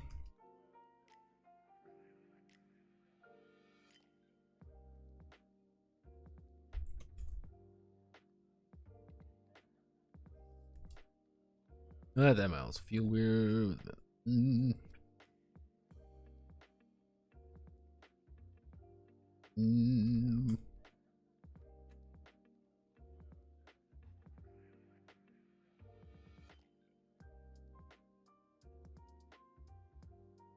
Mm.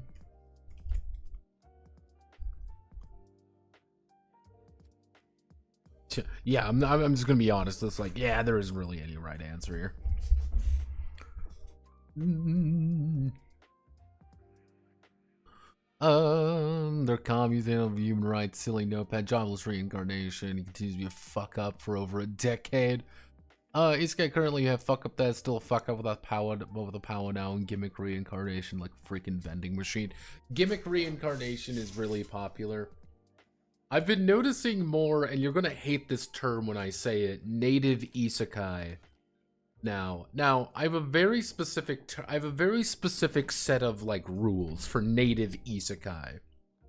I've seen people being like, Frieren is native isekai. No.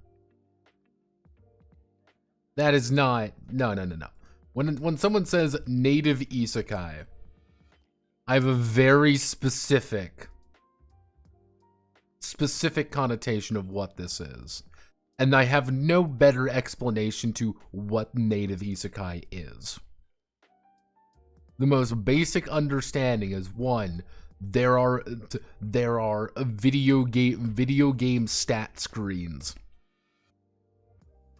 What do I mean by this? It is a character completely and unironically saying, oh hey, I'm a level 5 paladin, and that means I am weaker than a level 7 paladin, or something similar to that. There is a clear, like, gamification of the world.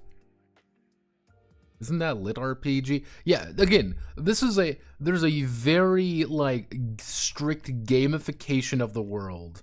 There are only native residents. That's the thing. No one is from Earth. No one is from anything. It is just a fact of life that you can pull up your stat screen. It is a fact of life that someone can be a level 20 rogue or a level 15 warrior. This is just a fact of life. And everyone acknowledges that. Lit RPGs are like this. Usually lit RPGs have a... Usually... It's...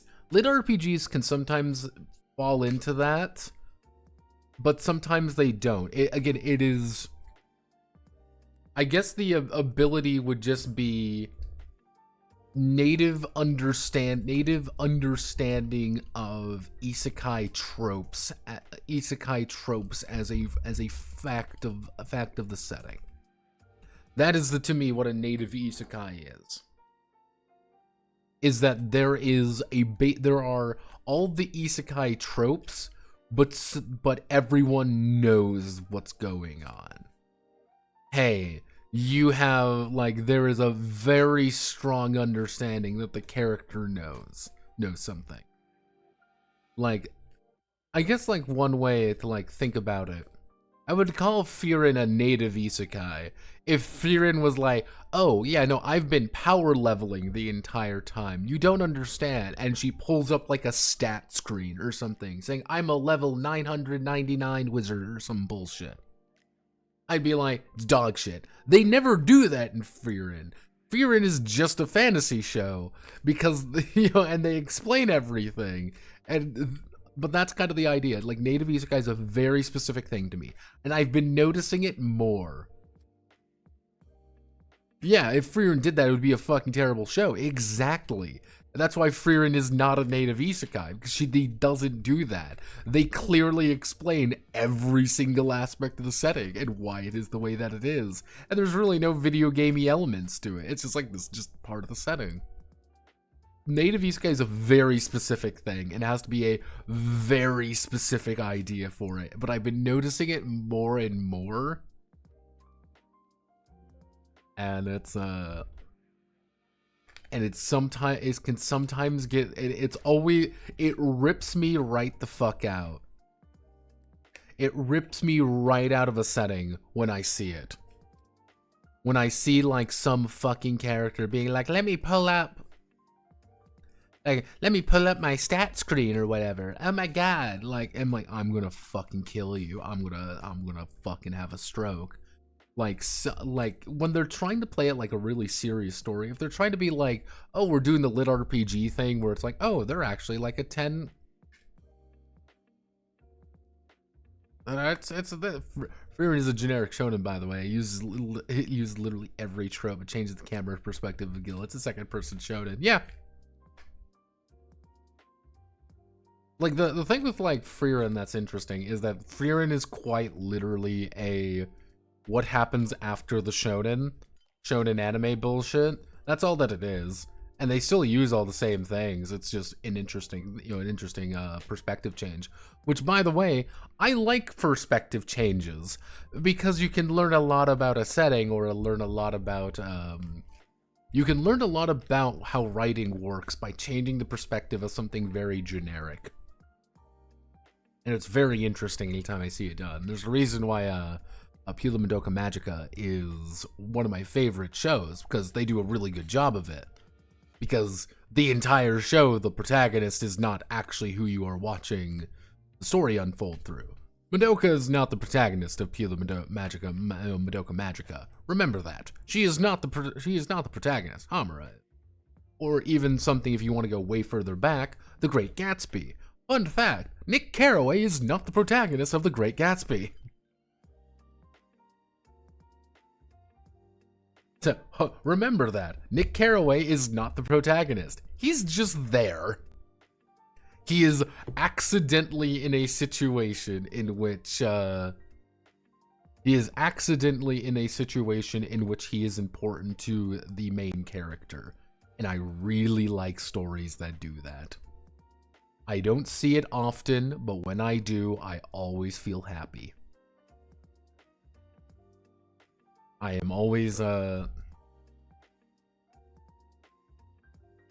always feel very happy anytime I see that trope, that literary trope, and that's the actual definition of a trope, by the way.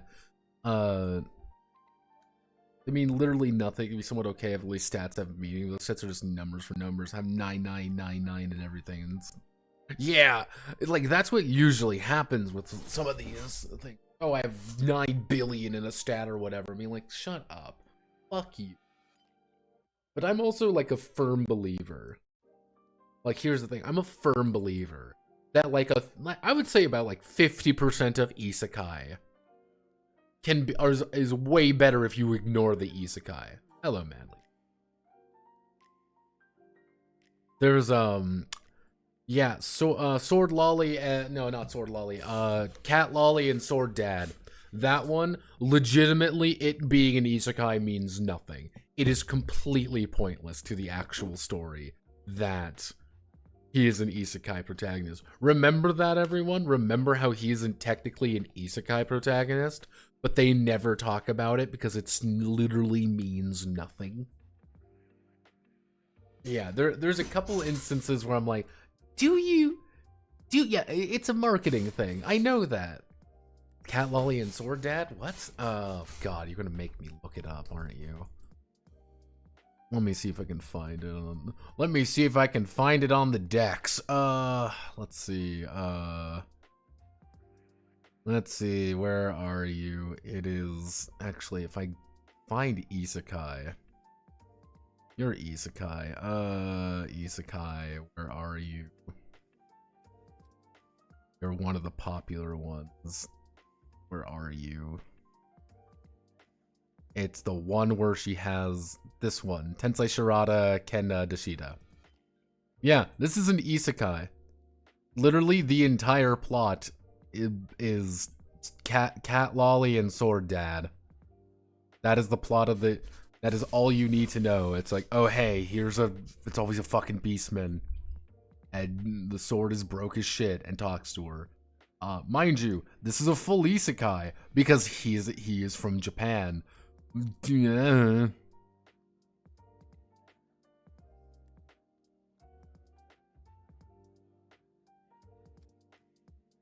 Whack. Yeah, the sword's a reincarnated dude. And he actively says, I don't even really remember being a dude before being a sword. It's been that long. Because literally the introduction is, oh, I've been awakened as a sword. I'm just going to sit here for a while, internalize things, and then like, oh, hey, yeah, no, I'm a magic flying sword. I'm just going to throw myself and kill a bunch of monsters now. Like, you legitimately did not need it to be a reincarnation story or anything like that. Isekais are so trash, dude. They are. I have a fascination with reading isekai. I have a fascination with reading isekai because it's such a terrible genre, and you know exactly what you're getting in. But this is the best part. Like, this is the best part about it being any kind of thing like that. There comes a point when you're reading like an isekai or like something gets really popular, you automatically know. You can almost feel it when they say, "Oh, hey, this is popular. We're all going to do that. It's great."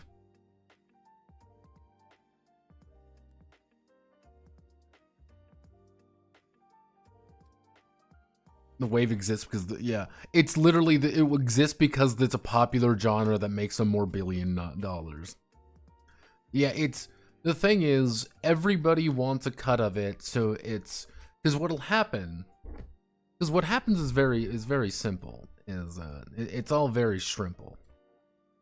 So, what'll happen is you get something really popular. You get this really popular work. Doesn't really matter what it is, it gets really popular. Then, you get a copy. Now, and then, you get another copy.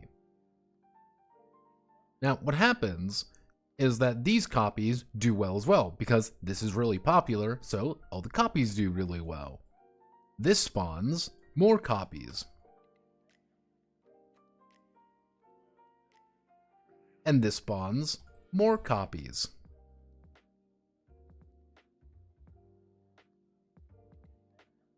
And it spawns more copies from those copies. Because you are fundamentally, you are as a work. The industry says keep making copies, keep making things that sell. You want to know why we keep getting shitty Marvel movies? We keep getting shitty Marvel movies because people want the exact same shit constantly. It's the same principle. We're going to keep copying what's popular. Now, this is still popular. Don't get me wrong. It's still popular, but there's a dozen new things trying to ape off its success. And then something else will get popular.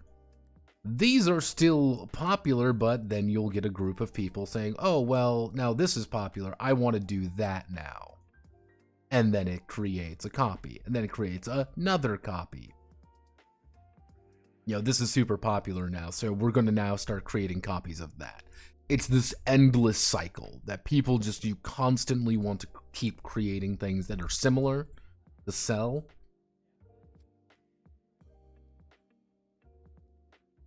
It doesn't, it happens with roguelikes and boomer shooters.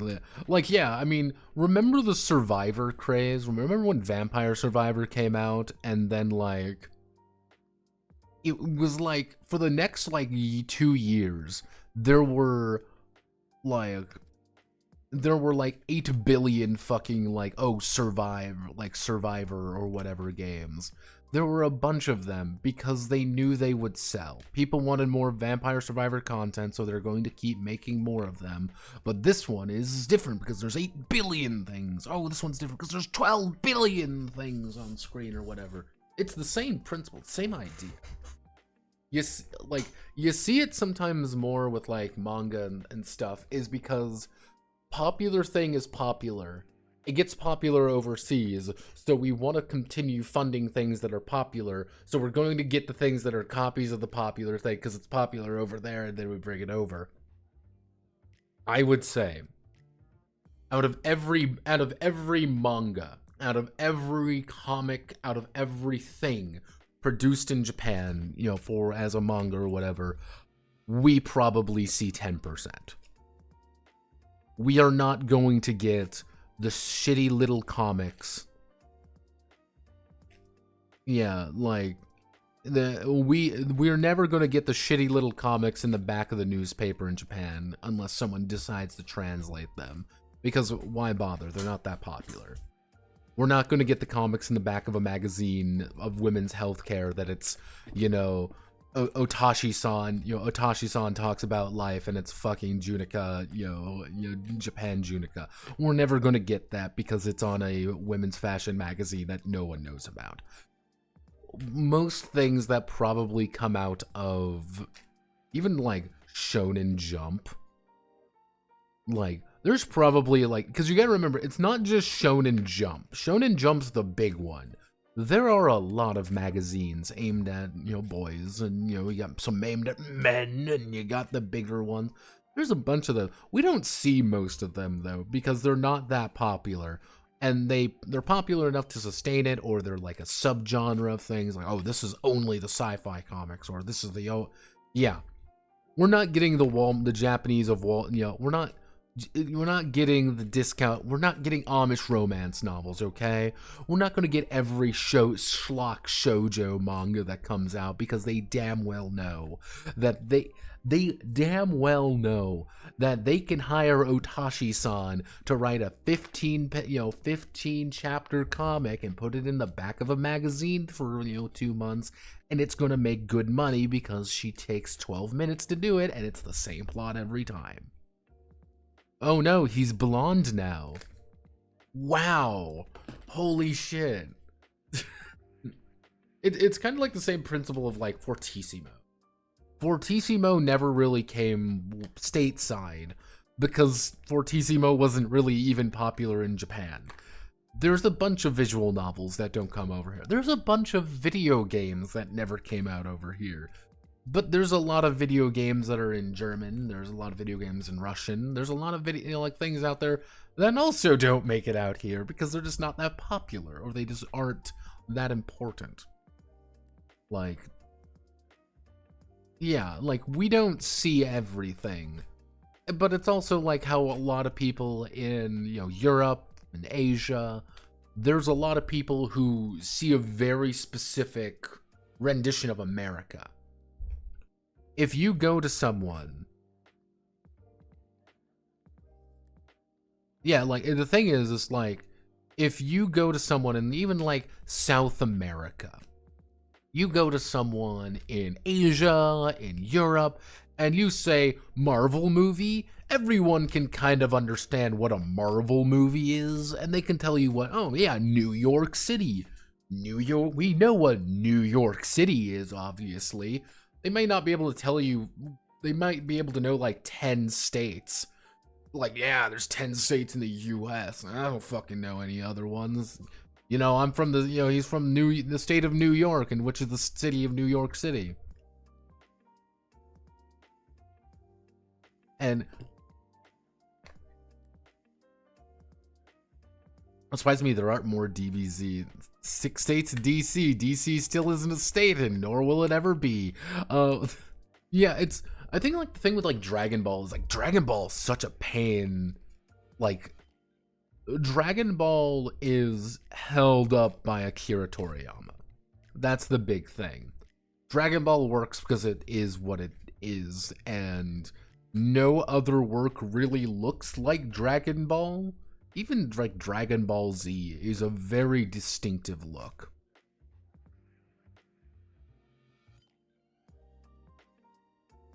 like that's even the thing, like getting that.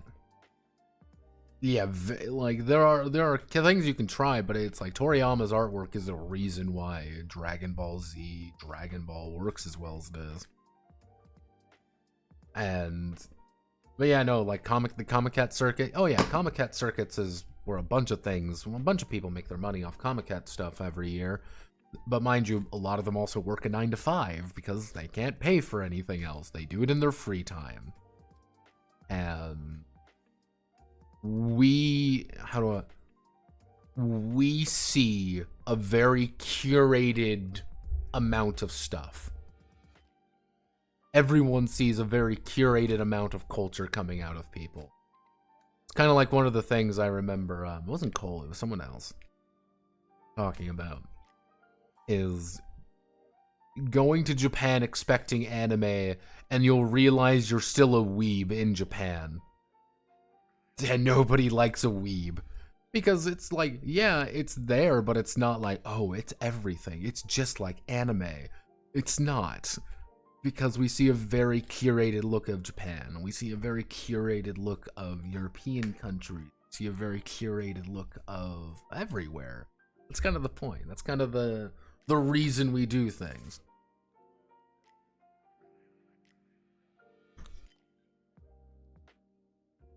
Oh yeah, no, people, it's people want to do things. People see what they want to see. That's the point.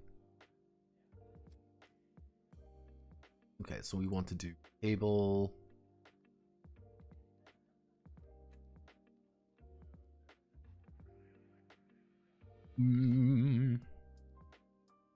Weapon, we want to do weapon, price, attack.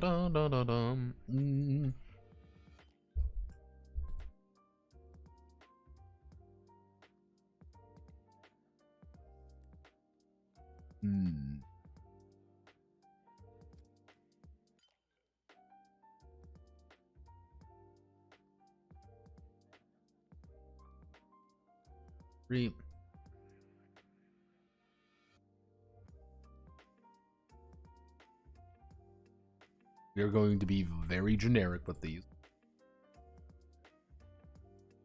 If there's an option to be non-generic and generic, we are going to stick with generic.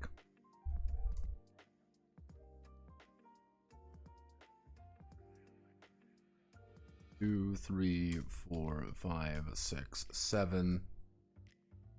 Handiness.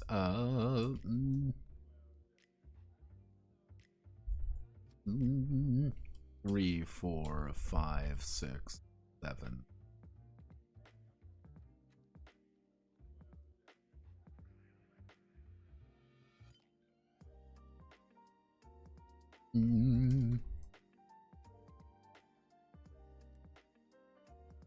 Actually.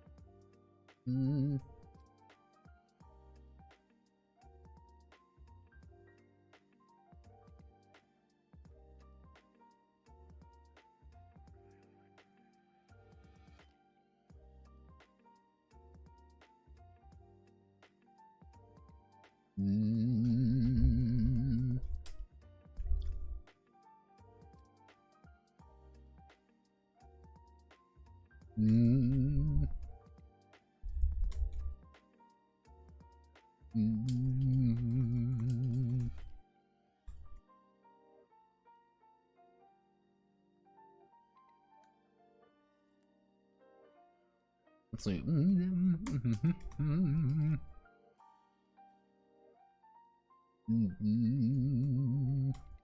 Let's see. Each weapon has an attack, handiness, attack, handiness, and type, and type. The attack is the D6 roll to D6 to determine how much damage the weapon does to an enemy has been struck with it. The handiness indicates which hand indicates it requires the main hand,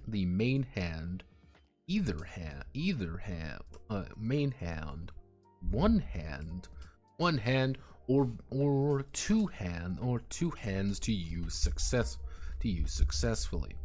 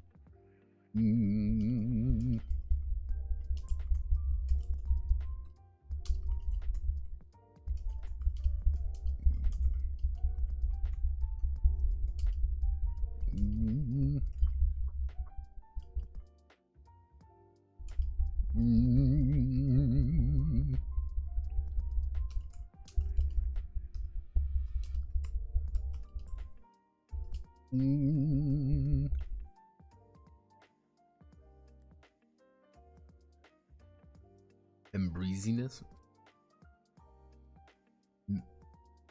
No, you did not just made a handiness. Yeah, it's handiness. And breeziness?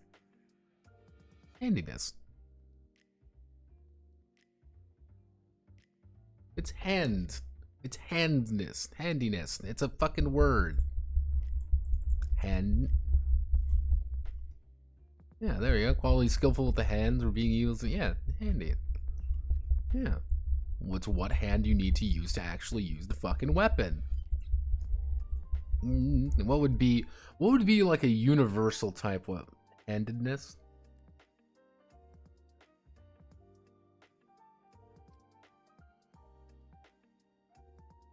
Handedness? Okay, fine. We'll use handedness. Jeez. Handedness indicates the main dominant hand. Your choice, left or right.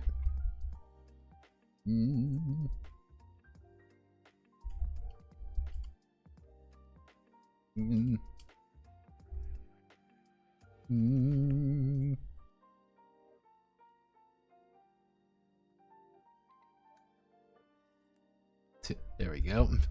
May roll a K18. May roll a K18 on an 18 on an 18 on an 18. They be ambidextrous.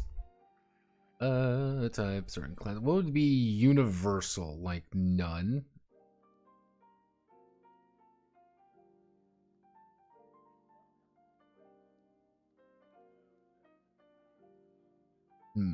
Would it be none? I guess it would be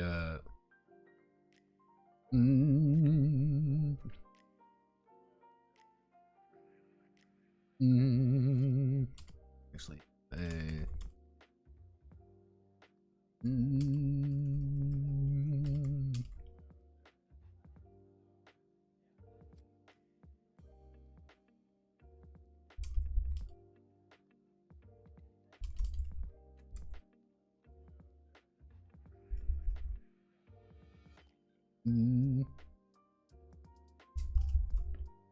So, broadsword is medium.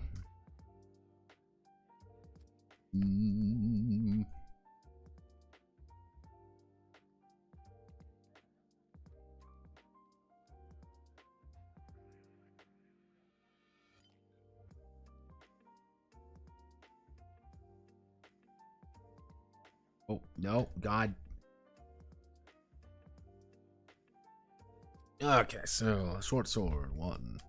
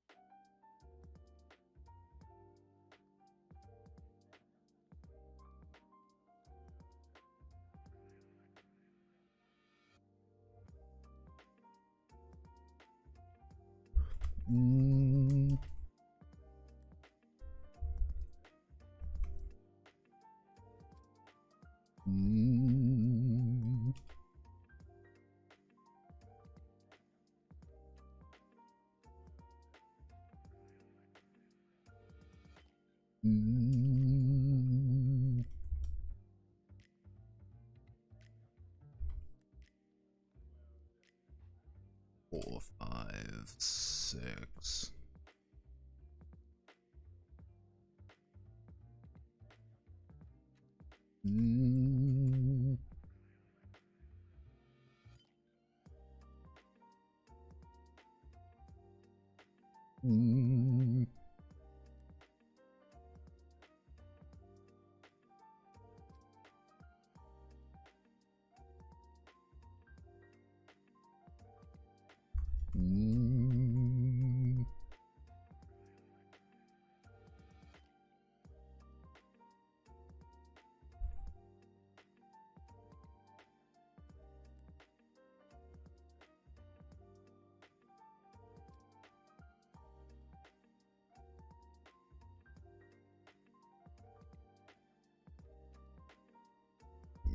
Battle axe can dispute. In the main hand, it's considered a medium weapon. Two-handed battle axe. Actually, we don't need. So that leads us to clubs. Which club has club 15, 1, 1, 2, 2, 3, 3. Any one hand. One hand, I should technically make this one hand. This is going to be a none weapon. Anyone can use a club, because it's a club. And then we have a mace. Maces are worth 40. And guess what? Actually, 2, 3, 4, 5, 6. And it's a 1, 2, 3.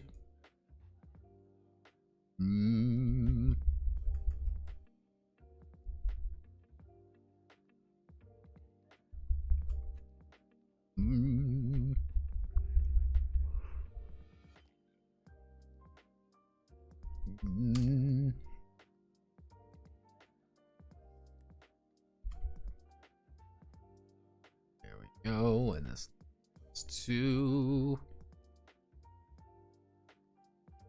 Oop.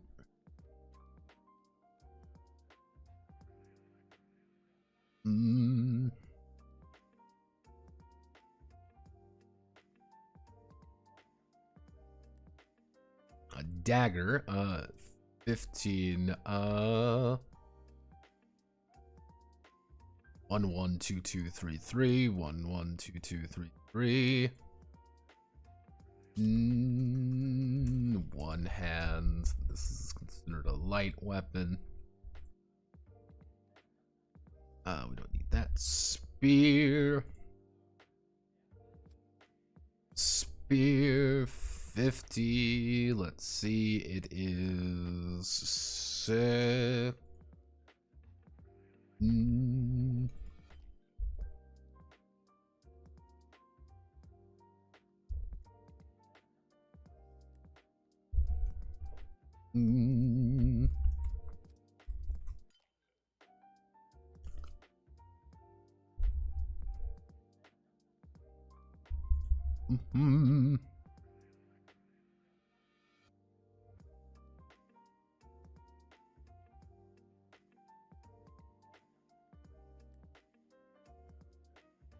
But my joystick, let's see. Anyway, gonna probably should add and can't add stat bonus to -3 because 3 is not a big number to use some weapons with high dex. What?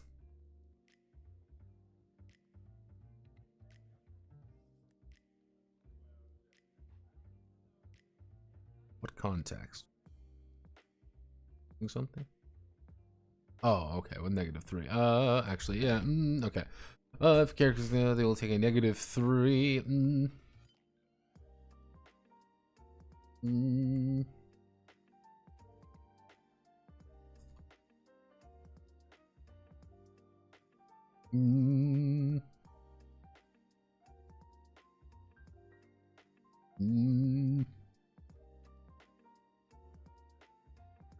There we go.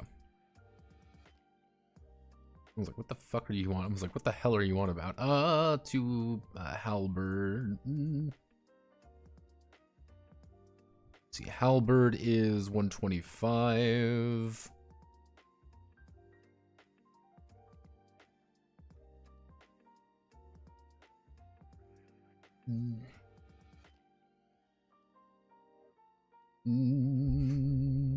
And this is 5, 5, 6, 6. 6, 6, 7, 7. 7, 7, two hands. This is heavy.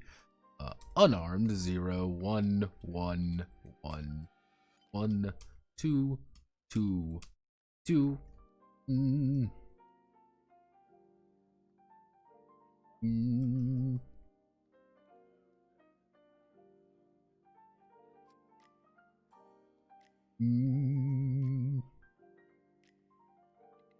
One, 2, 3, 3, 4, 5. 2 hands, none. Go.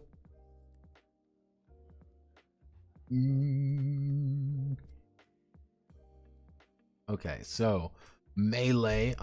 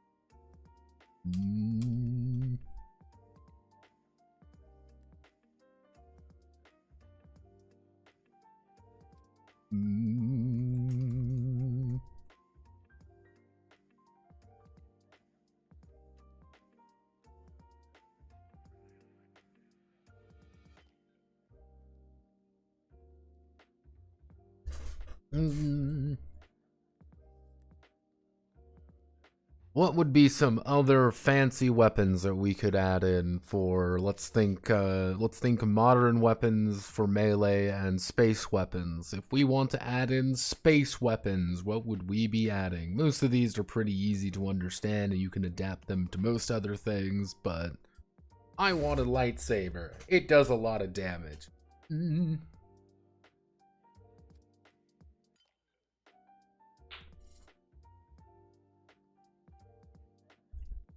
Technically, yeah, I guess we don't have a baseball bat, actually. A baseball bat would be like 60, and we can do, it would be like 2, 3, 4, 5, 5, 6. like 8 or something, and it'd be it would be 2 hands, and it would be medium.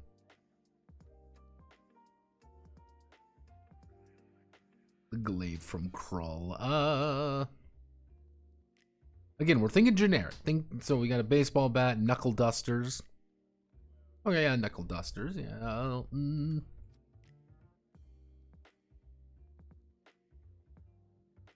So if we do this and we do like 20, but we do like 2, like 1, 2, 2, 2, 3, like 3, 4.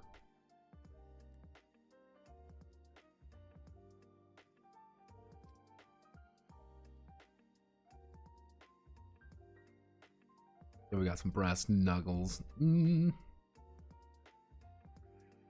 Oh, nunchucks, obviously. I think we should add nunchucks. Of course, we'll add a katana, because the katana is here's what we can do. We can do that, but we just give it a... We make it a 1, 2, 5, but we just add a 5 at the end. It's a... You need to use your main hand for it, and it's a medium weapon. We'll say it's a light. Yeah, we can say it's a light weapon. They're nunchucks.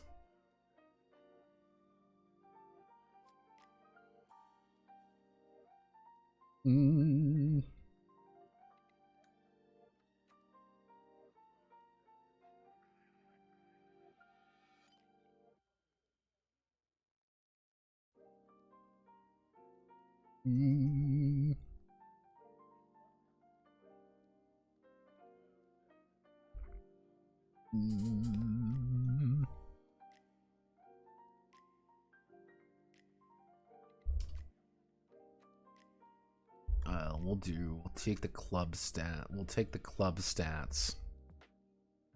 We'll say it's main hand. Say you need light trading for it, but okay,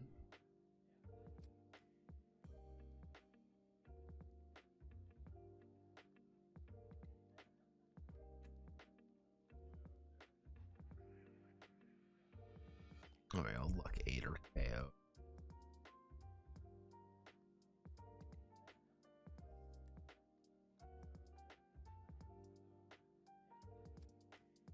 Depends on where it came from, how clean it is, I suppose. Let's think. What would be some other vaguely appropriate melee weapons? I guess actually we could add in like a...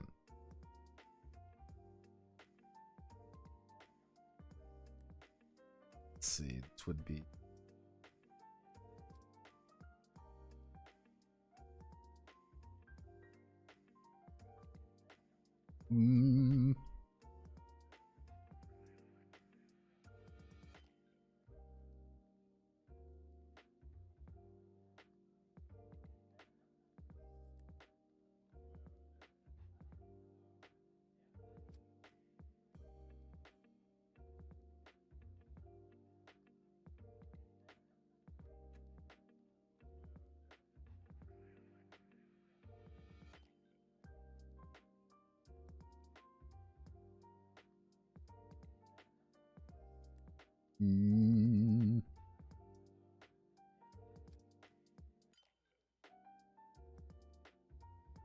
We got one more.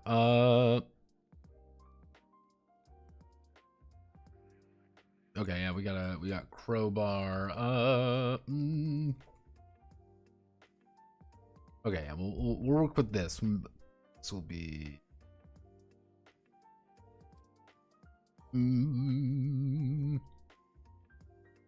We'll do 1, 2, 2, but we spike up to 5, 5, 6. You can't roll 3 damage on it.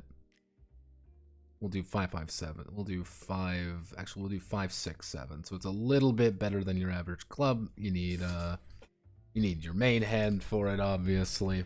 And this is a fairly modern weapon. Mutant claws. This is...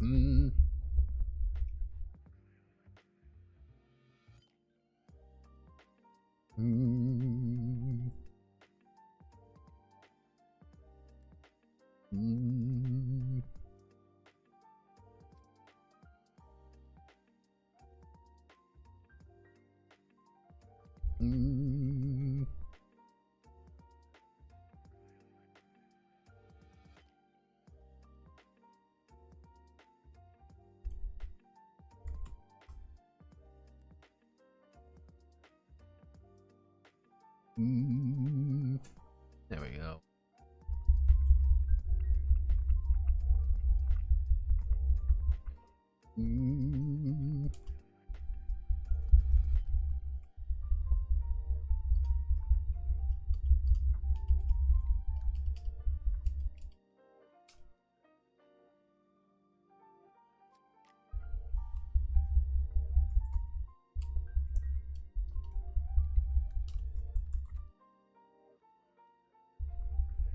There we go.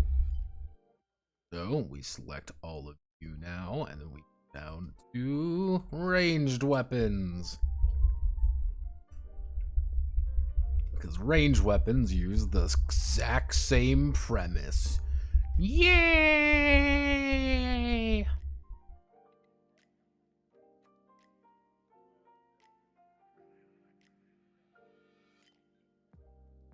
There aren't. Fun fact, there aren't actually many to work with. Yay!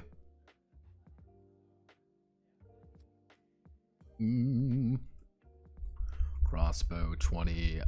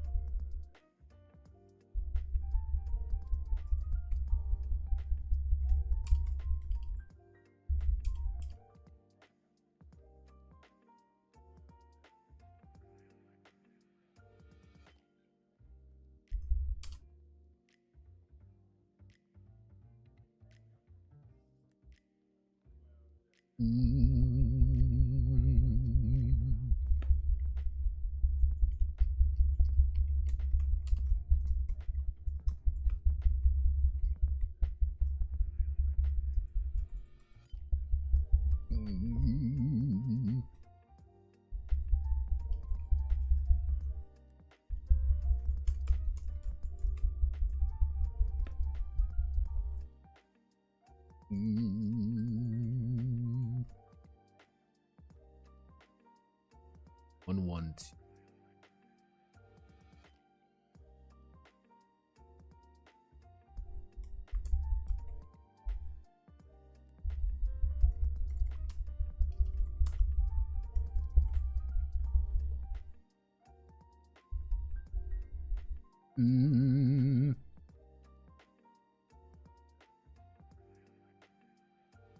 Let's see. So, is vibrating with motion. See, I've talked about this before.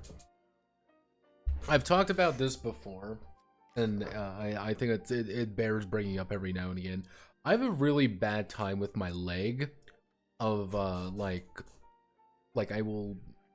I don't know how to like best to word it, but I'll like pace with my leg. And sometimes if I'm just sitting there, like my leg will go up and down really fast. I don't know why I do it. Drives my mother insane.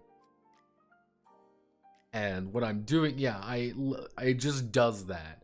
And it's a very unconscious thing for me, and with how my current desk is set up, sometimes my leg will hit the side of it. So that's usually what you're hearing, because it's hitting my mic. At least, God, that's all I'm hoping. You're having a seizure, but only in your leg. I just do that. That's just how I do things. Let's think. We want to do that. Harpoon gun.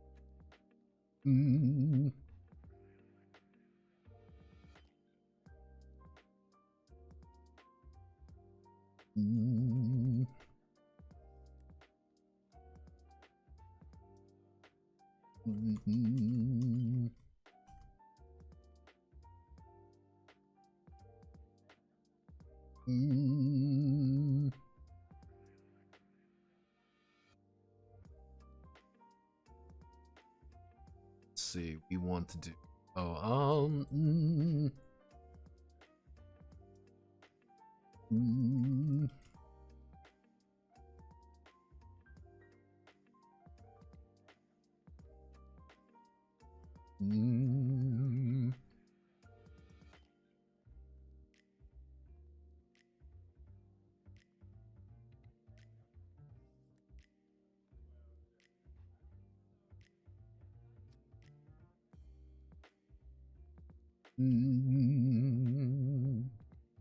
actually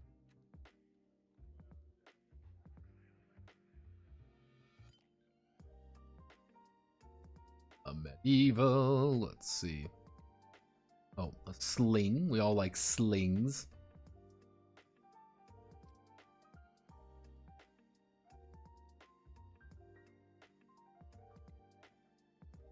That you can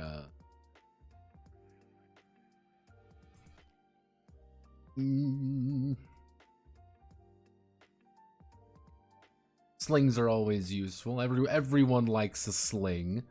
Let's see. What are some other guns? Other things that we would want in a generic, like, I want to make a gun. How do I make a gun? Not super detailed, just basic things that we would want to add if you are making a generic system.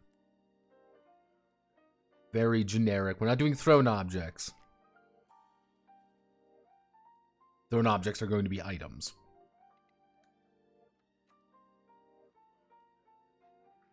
Okay, yeah, we can we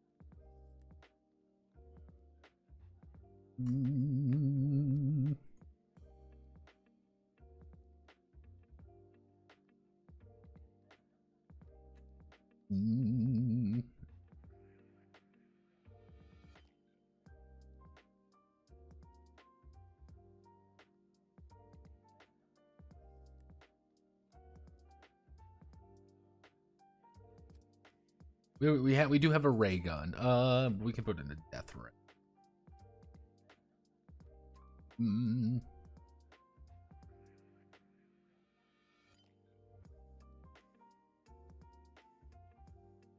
Mm.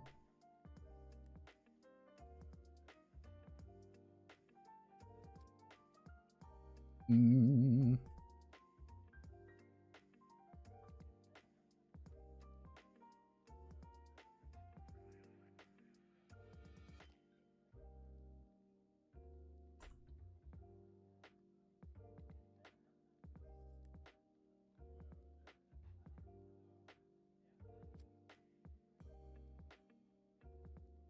Mm.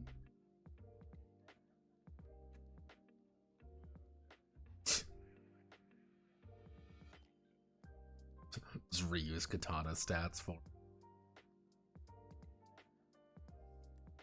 We'll make it 1,000.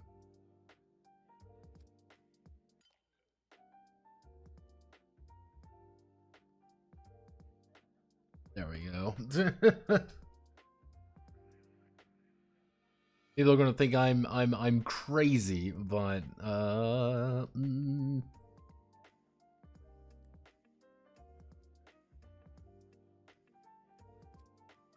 Mm.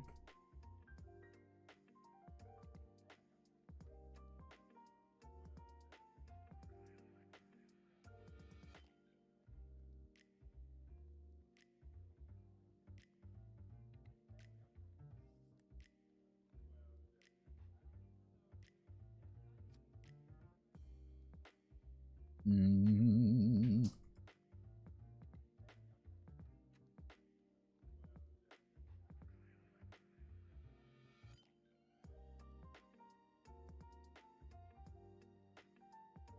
Mm.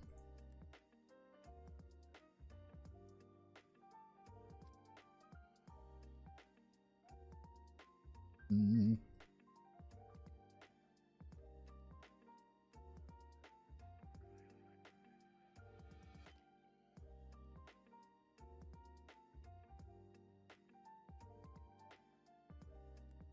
Mm.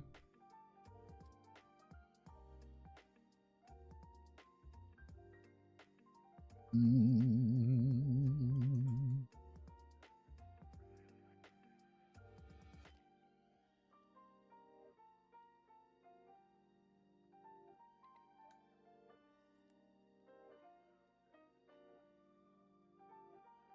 Oh god. Mm. Summon catapult with 500 wizards. Mm.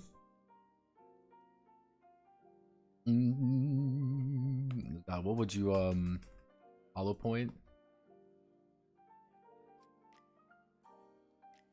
Mm.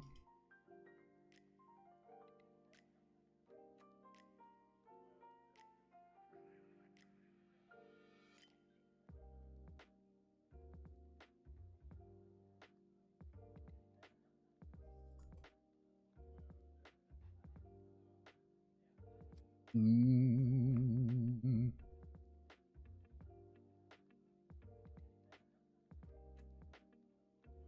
Let's see what other mm.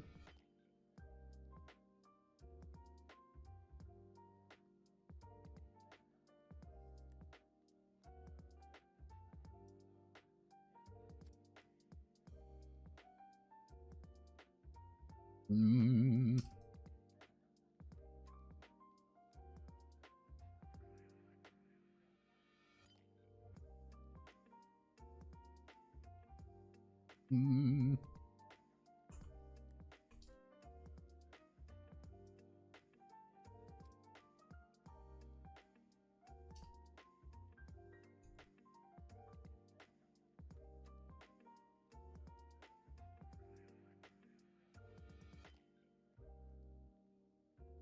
Let's see.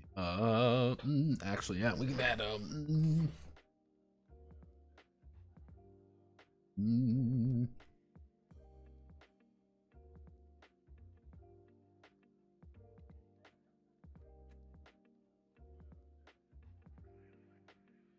Actually,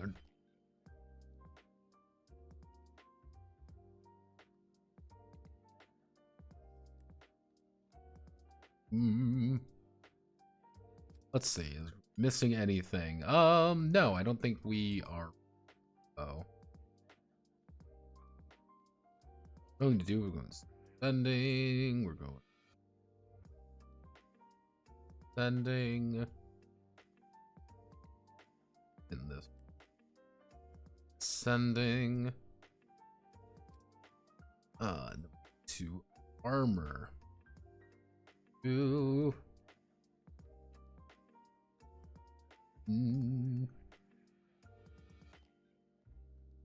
so armor, if we look at armor just has really just has to work. Armor, price, protection and notes, and then a time period, and then not time period. So now, interestingly enough, it does actually it does matter, fun fact, that you are wearing all of your appropriate armor.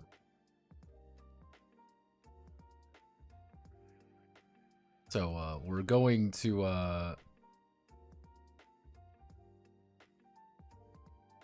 do our best here to give people a good understanding.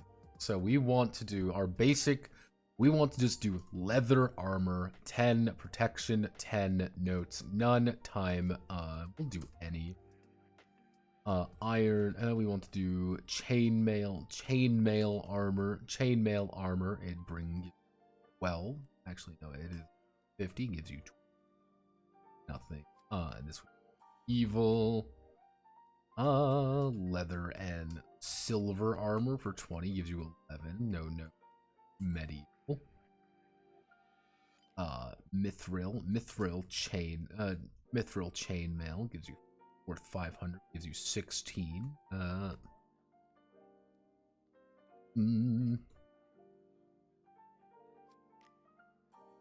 15.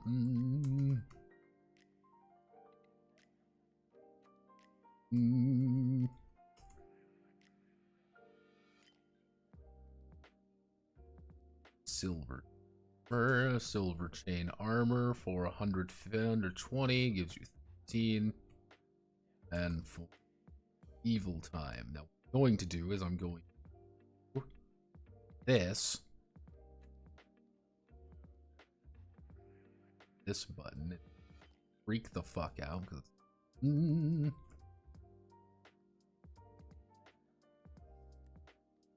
going to put in accessories, and we're going to put in helmet. We're actually going to do we're going to be putting in a pot helmet. A pot helmet gives you, for 55, gives you +1 protection. For medieval,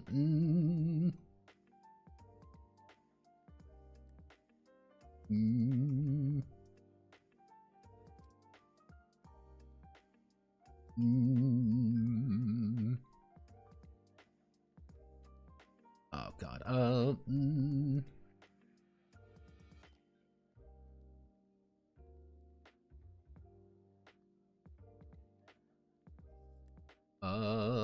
Metal helmet.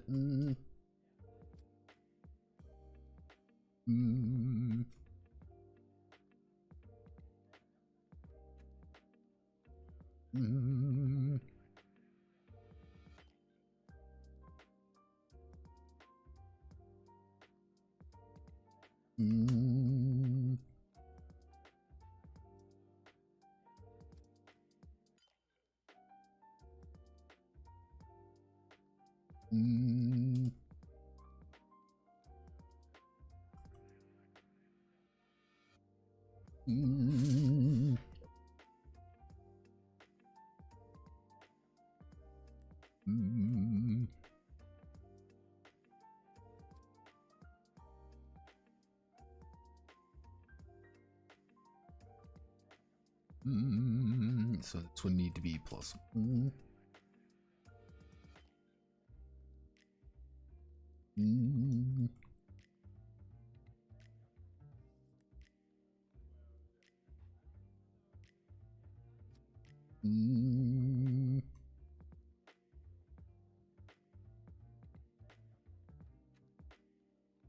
Strength, bravery, luck, plus 1 dexterity. So, all of these are gonna 100. These are just very basic.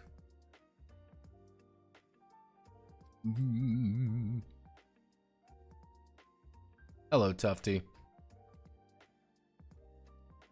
Let's see. Be nice.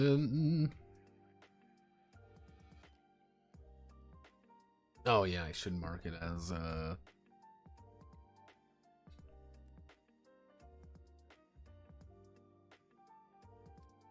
technically type became that's that.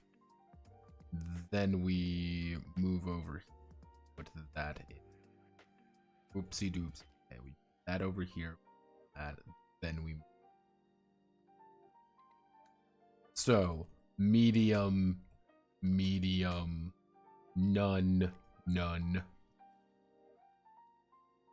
Actually, we can do buckler gets buckler is light.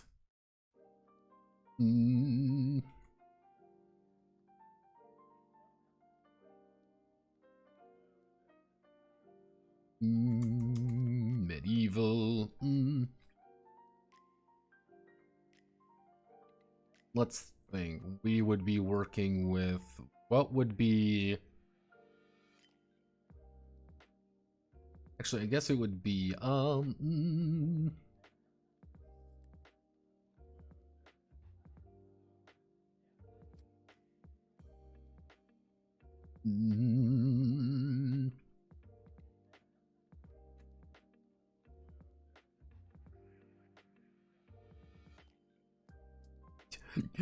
glasses. This is bullshit accessories, but you can just kind of sub these out for anything that is vaguely appropriate.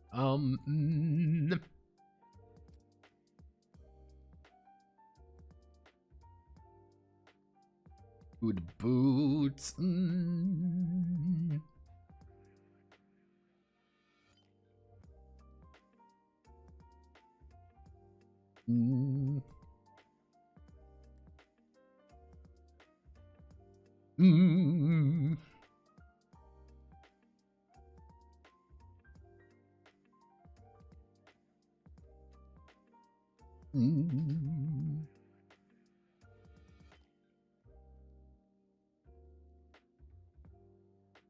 Yep, and damage is reduced to 1. That's just a little accessory.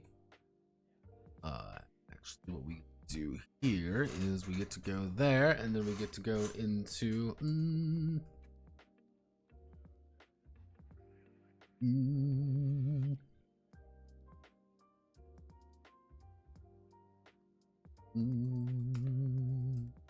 this would be light.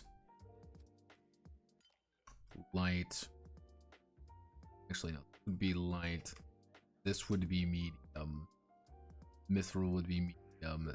Would be heavy. This would be medium.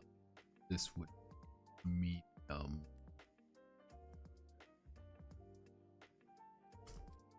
Because it's space armor. Actually,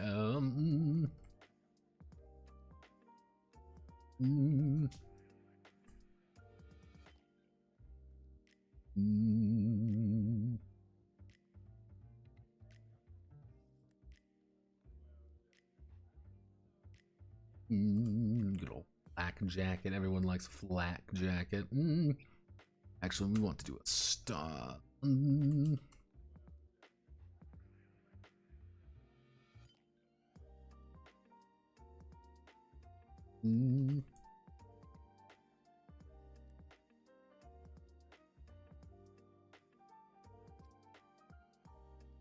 Yeah, environmental protection, environmental. What would be some other? What would be some other cool items? We could cool pieces of armor that we could put on.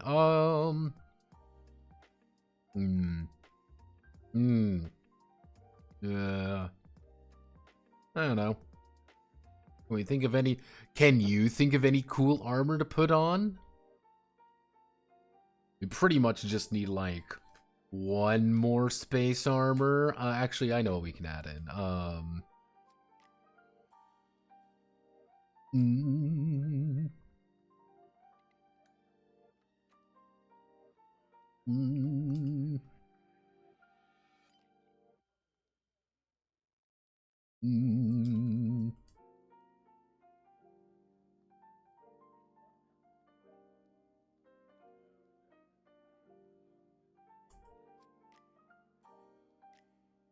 My red jumpsuit, have no fear. Let's see. We need probably modern. Modern. What would be another good? Actually,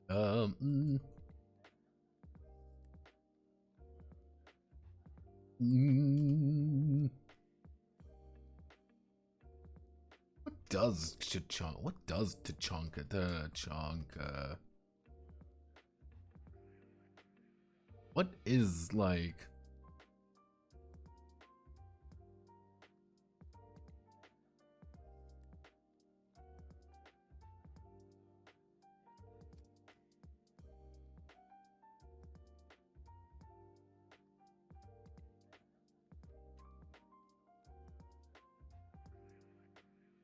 What armor does?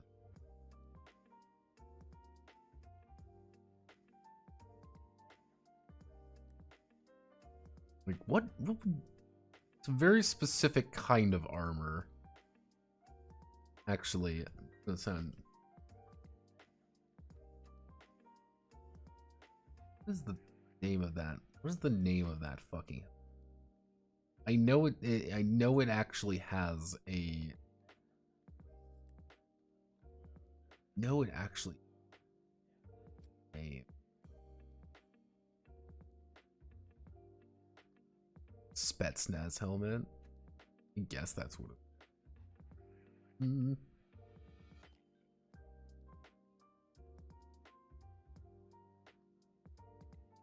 Mm. Mm.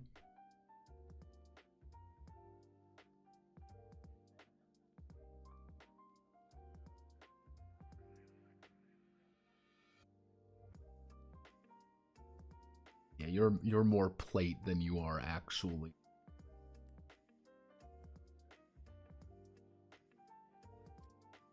Yeah, pretty much. Commando armor is saying I am more plate than man. You get -40 your initiative. Things like that. Just giving ideas. We just want ideas, and that's all we really need. It's just concepts, just ideas. There we go. Should work. And then things. What we can go to if we want a list of things. A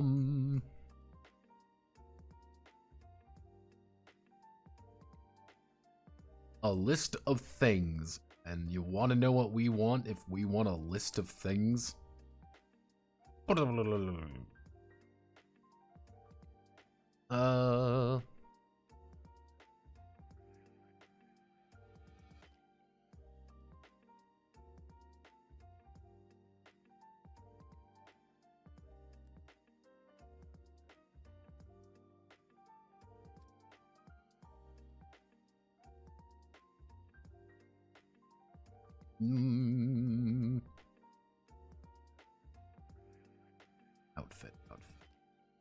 Outfit. Outfit 8. Outfit 8.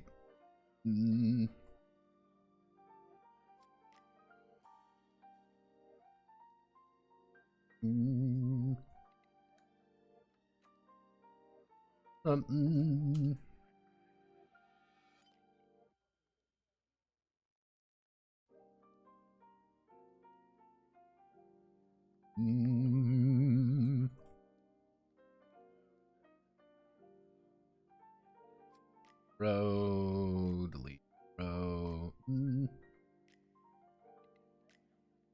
row, Mm. Mm.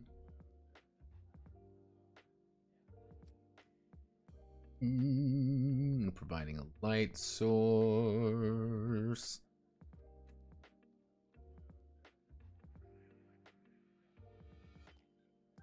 Whoa. Whoa. Don't need the organ crate. Don't need the pack. Don't need rations. Rope's always nice to have. Tinder box is a torch. Torch bug like files are.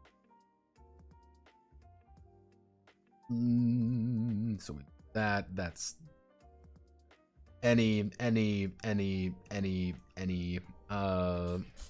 what are some other vague items that we could use this on our person that we could use? Let's see if we cite this. Oh yeah, the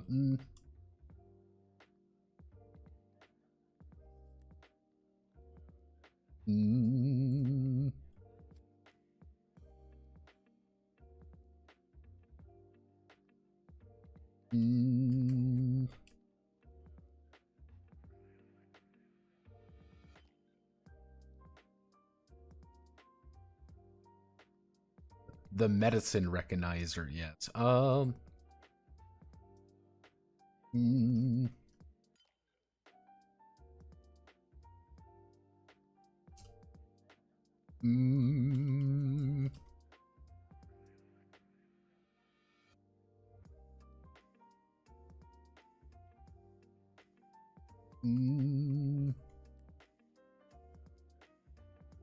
Jimmy. Jimmy.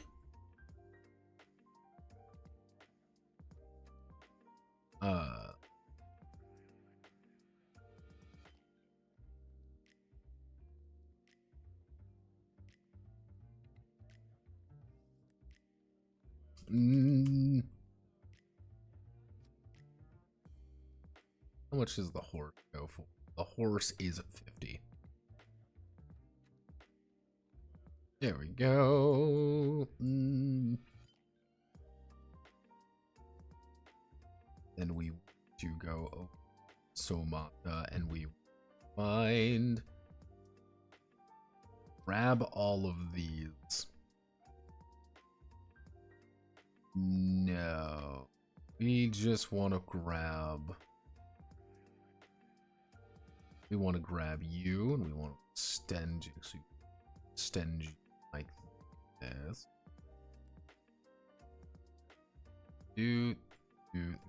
Extend you like this. I hate you. That. 8. That. Hit that. And then we need to grab. Well, technically, we can just throw.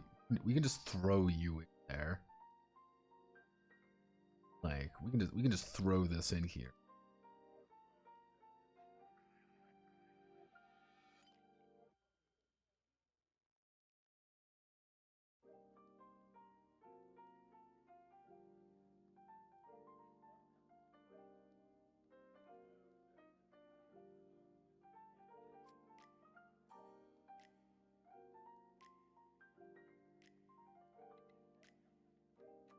Uh-oh.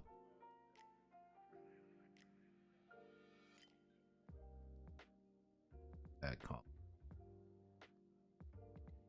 Okay, so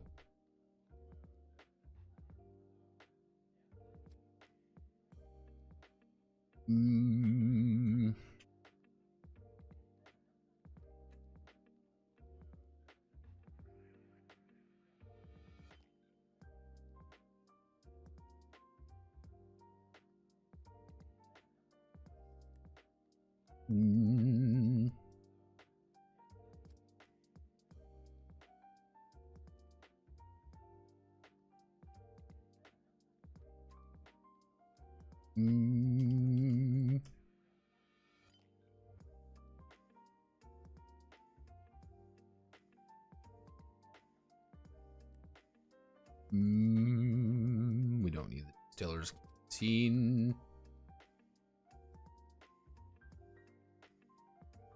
Don't need to worry about splints. We bone saw because we love the bone saw. What other random items do we have that we can throw in here?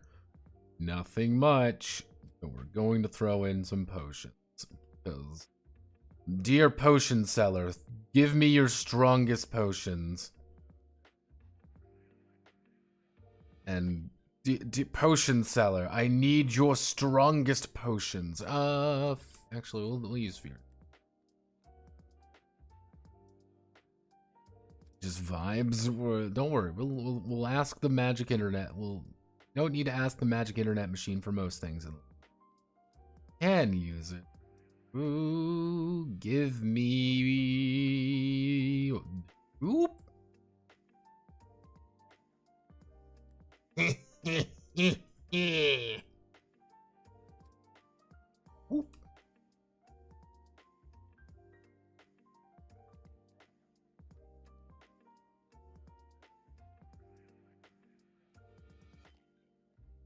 Oh goodness. Okay, so we're going to select all of you. We're going to unmerge the cells. We're going to then select all of you. Because some of these, you know, then we're going to select all of you. Then we're going to copy paste here. But I forgot they don't do that anymore. You got to do it like this. It's just a pain in the ass to do. Outfit 8. Actually, outfit light. Okay, so we don't need all of these now. Blue vial.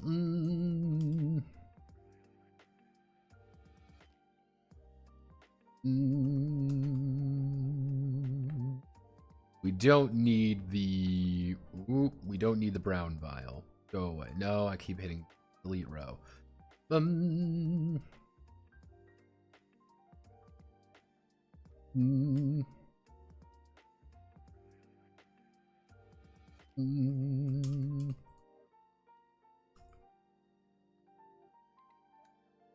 DIX4.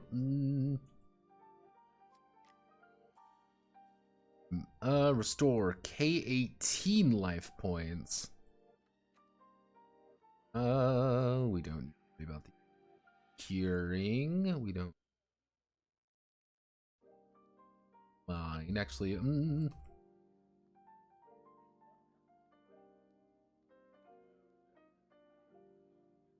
We're going to keep the Euphoria bottle as always. Why would we not keep the Euphoria bottle? At this point, it's just a joke. Heroin. Potent pain reliever. Potent pain reliever.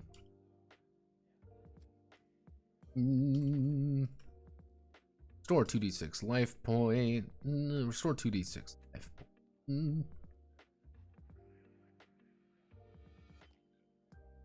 We don't need light blue vial.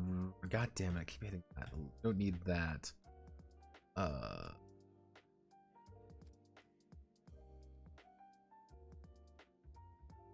We don't need the orange vial. Don't need the pep pills. We don't need potion of bodily nation. We don't need these. We want to store 1d6 power points.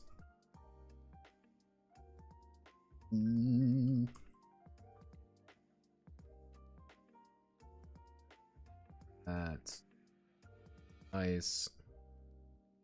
Worm juice. Yellow vial.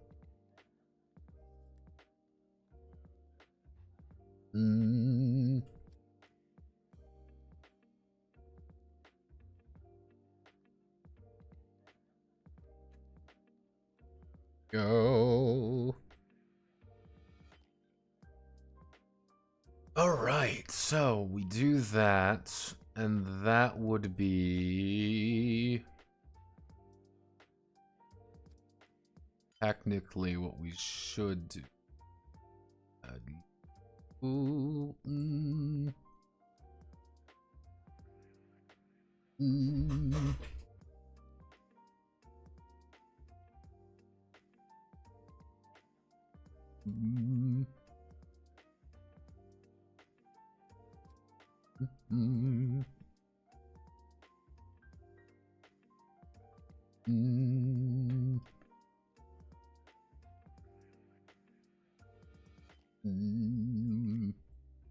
After the battle, scavenge the corpses of their slain enemies and replenish their with trophy weapons. With trophies, they can use the trophy themselves. They can use the trophies themselves or sell them at a nearby shop.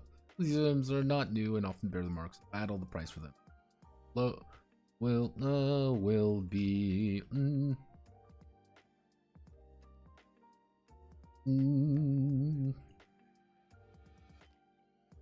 be about half much. Will be about half as much. Picking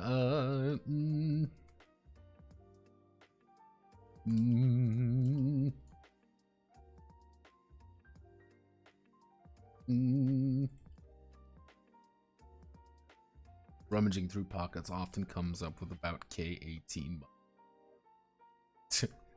Yeah, you come up with about K18 money. Not much else. I don't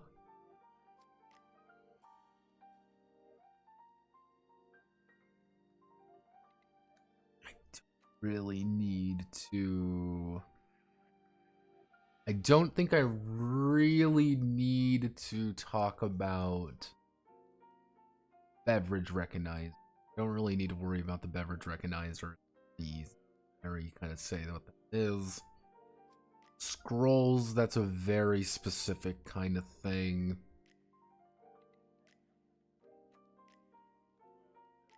I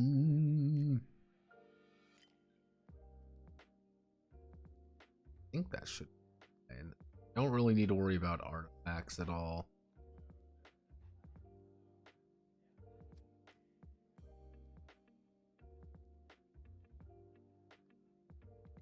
Okay. Magic.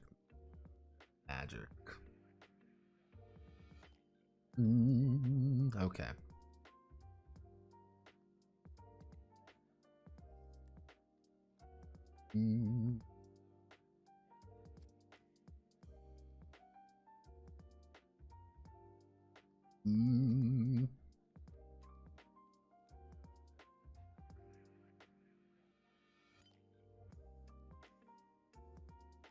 So we just need to worry about there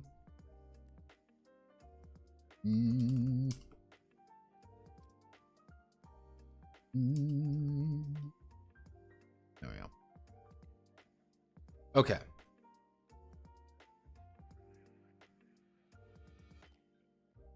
Yeah, we do. We have the antidote right there. Oh, hold it. Potions. It's the thing is, there is technically a random one for like what the potion does.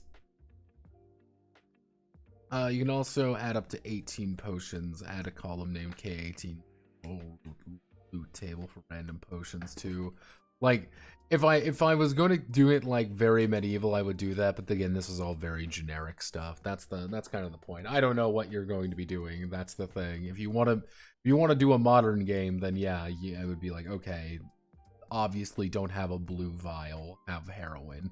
Like, there's your healing potion, a needle of heroin. Okay, if we do this. Okay. So all we need to do now is powers and enemies. Powers are going to be pretty easy. I feel pretty confident about that. I might do this in my off time. It's not going to be that complicated, all things considering. Powers are legitimately going to be... There are 3 kinds of powers. There are powers that do things. Hey, you want to do the feeling evil power? This does something. Here is the basic effect chart. Is it something big? It'll be like this. Is it something small? It'll probably be something like this. There are cost ones, which are saying, hey, you want to spend this ability to do something. You know, you're making ghost armor, for example. Or you need to spend 1 health. You spend 1 mana and you get 1 life point back. Alright, that's fine. It just does one thing. And then you got your bullshit spells, which are like, you're going to be costing you about 20 or so. 20, 30. Like, I don't really want to be like, alright, I'm going to write out every spell possible, because it might be like, we have no spells. Ha ha ha.